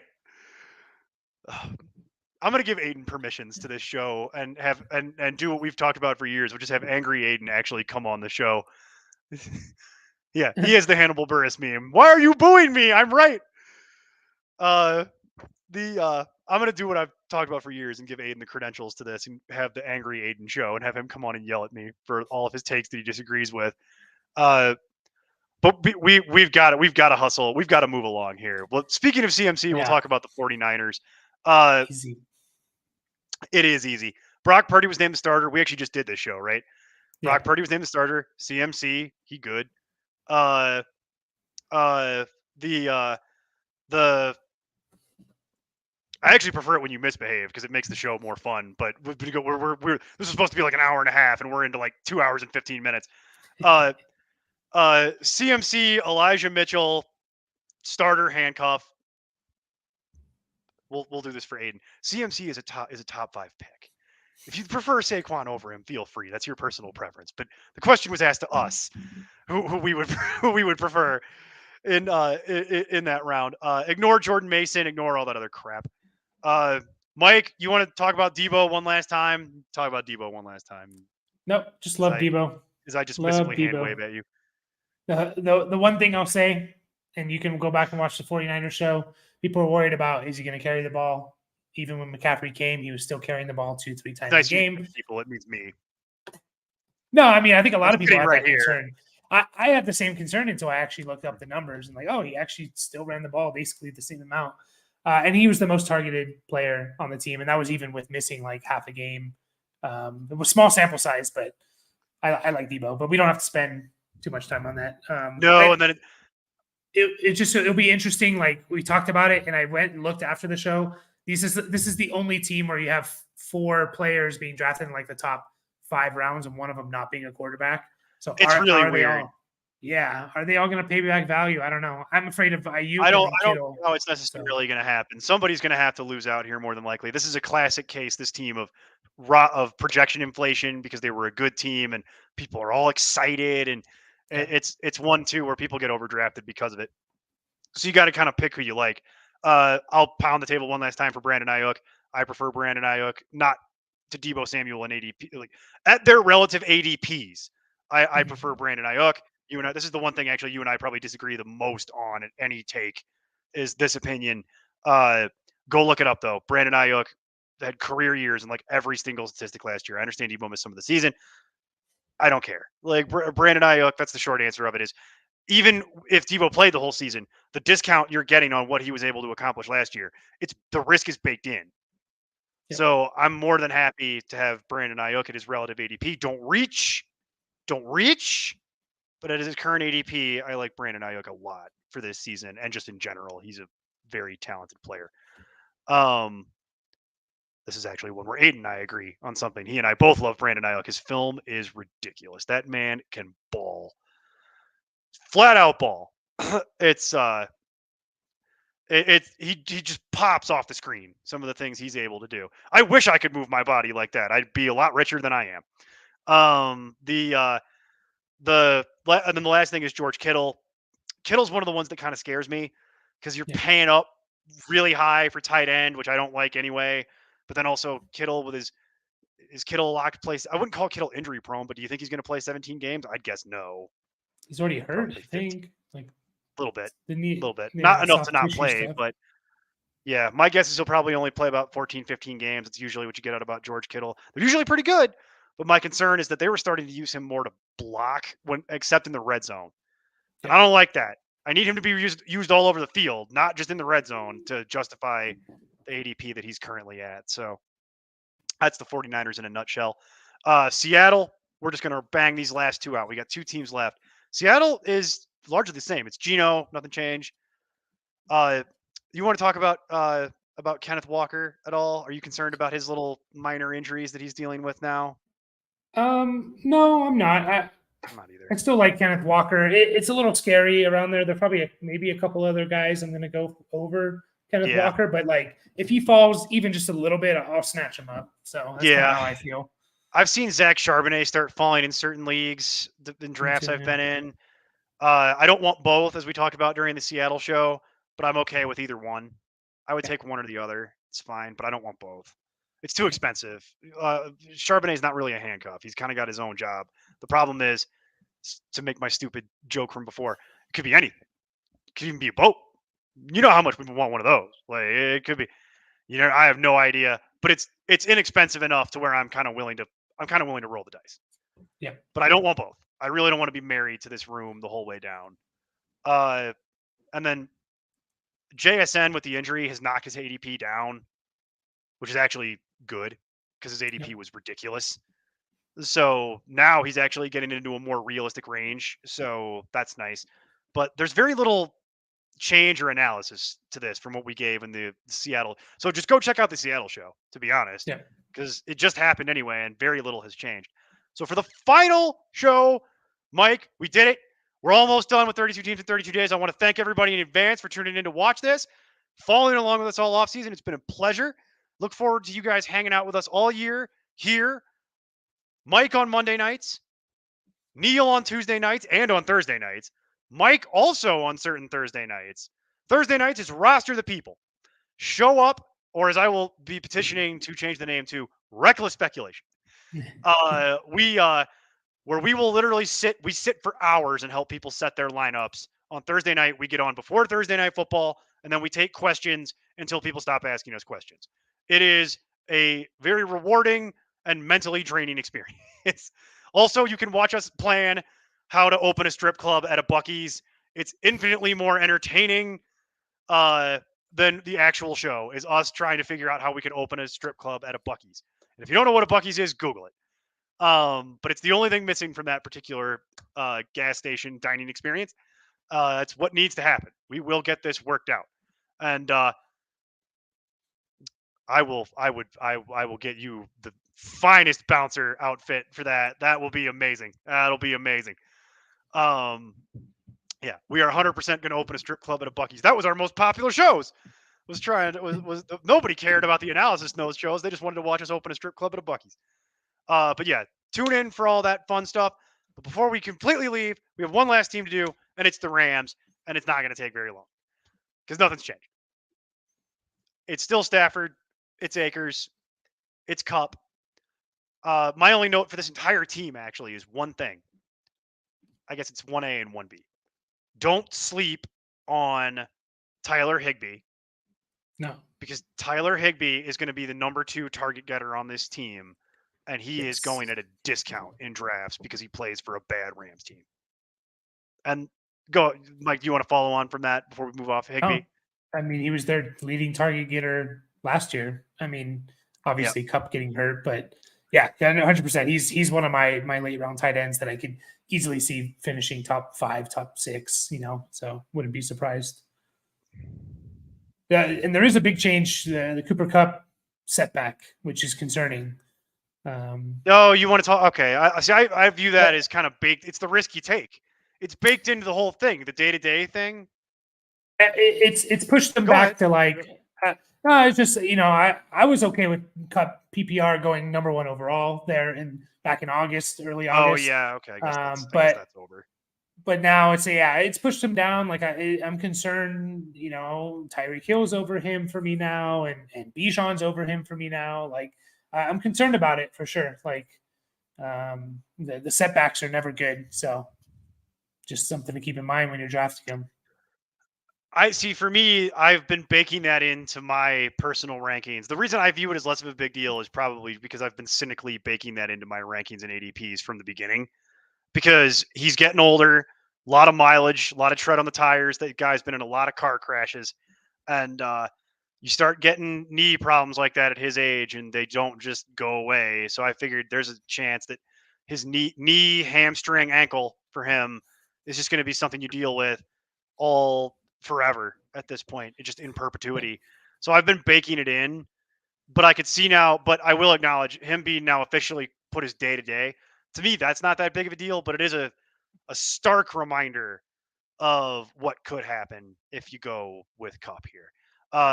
To wit, the other one, I said I had 1A and 1B. 1A was Higbee. 1B, for reasons that you kind of just got into, don't forget that Van Jefferson exists. 100%. Van Jefferson is not Cooper Cup, not even close to Cooper Cup. He's barely qualified to carry Cooper Cup's books. But Van Jefferson is functionally not drafted in most leagues, and he could be the wide receiver 1 for this team. And yes, he's not that great, and it's not going to be pretty, but volume. I will keep saying this: volume matters a lot. You get enough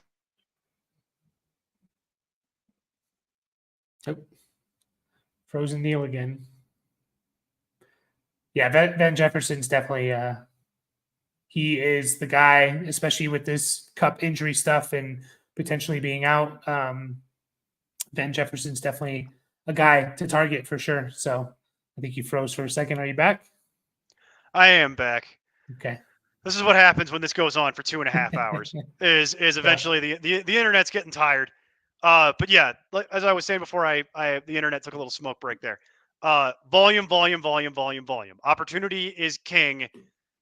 You get enough opportunity and volume, and typically good things happen unless your name is Kyle Pitts. Yeah. That's that. Yeah, I had to get one last Atlanta shot on my way out the door. I got to get one last cheap shot in before I sign off here, Mike. So I think Kyle Pitts. Go ahead. Yeah. Yeah. Final thoughts on the Rams. Thoughts on the Rams. No, final thoughts. Cam Akers, he's fine where he's going. He doesn't feel great, but you also could see him easily paying that back. I just wanted to throw that in there as well. So, but there's really no competition there as well. It's not too much in my opinion. So, But yeah, we can wrap this up. That is a fair point about Cam Akers on the way out the door here. Nothing has changed with it, and there is no competition. So there's no handcuff. So should be fine. Ladies and gentlemen, genuinely appreciate everybody who has tuned in for this. From myself, from Mike Burland, this is the Important Nonsense live stream service. We are going to be here we have something programmed for you every night for the first time ever. So on Mondays, it's the Waiver Show with Jason and Mike Burland. If it's not a live stream, check us out on YouTube. Our videos are on YouTube. We also post on Twitch. We also post on Facebook. Check us out at importantnonsense.com. Sign up and become a member of our Discord, become a member of our site. And then we have all this crazy paywall content for you. All the videos that are too hot for YouTube. The OnlyFans. Oh, wait, I can't talk about I'm not allowed to talk about the OnlyFans. Steve's going to yell at me for this. But check that out. Sign up to be a member with us. We look forward to keeping you entertained and informed all season long. But yes, Monday night, Mike Burland, our own Mike Burland, our own at that FF nerd, Jason Draven, who was too good to talk to you tonight. Remember to tell him that I said that, to tell you to do that. Tell him, put my name on it, by the way, please do that. And Monday night, the Waiver Show. Tuesday night, Neil and our newcomer, Lance Exley, me and Lance, doing Guillotine. Guillotine's a super fun format. If you've never played it before, we'll explain it to you. Check it out. It's going to be a blast. For Wednesdays, we're going to have Dynasty and an IDP and a little bit of sports betting. Just behind the paywall. Just behind the paywall. Behind the paywall. Quietly. We got some sports betting going on behind the paywall. Thursday night is Roster the People. Long marathon show where we literally do nothing except BS and take your questions. That's all we do. We help you set your lineups. Friday night, Locked In with our own Mason Cameron and Vishal Gupta. Get all your betting takes before the weekend. On Saturday, for the first time ever, we're going to have the subset of Locked In, to be named DFS show with our own Tyler Reed, where he's going to build you a card for your DFS lineups every Saturday. And some of that will get aired publicly. Some of that's also going behind the paywall. All the juicy little gambling nuggets. And then on Sunday, tune in. Jason Draven will sit here for an hour right before kickoff and answer all of your questions, as many as we possibly can. Last minute lineup questions with Jason Draven, a working title. That's where we're at. So, Mike, I appreciate you letting me get through my little exposition there as we go home. Final thoughts before everybody goes and drafts tomorrow or this week. Good. Yeah, good luck. If you need on the spot stuff, you can hop on our Discord, and one of us are around. We can maybe give you some help on some draft picks. So yeah, good luck with your drafts. Hopefully you take something from all the hours that we spent talking about all these teams. Like I said, if you watched all of them, then you're family. You are official. If you watched all 32, you're my family, because my own family wouldn't sit through 32 hours of me talking. They would long have left me for dead. For all of us, for Mike, for Neil, Steve, Jason, Mike Manning, everybody who's involved with this in the background. Special shout out and thanks to Aiden Ware. Aiden, it's been a pleasure, man. It's been a pleasure drafting against you as always, and I appreciate you coming in tonight and keeping us entertained and keeping me on my toes. And with that, good luck this weekend, and we will talk to you starting next week. Our regularly scheduled programming starts. But until then, keep up the nonsense.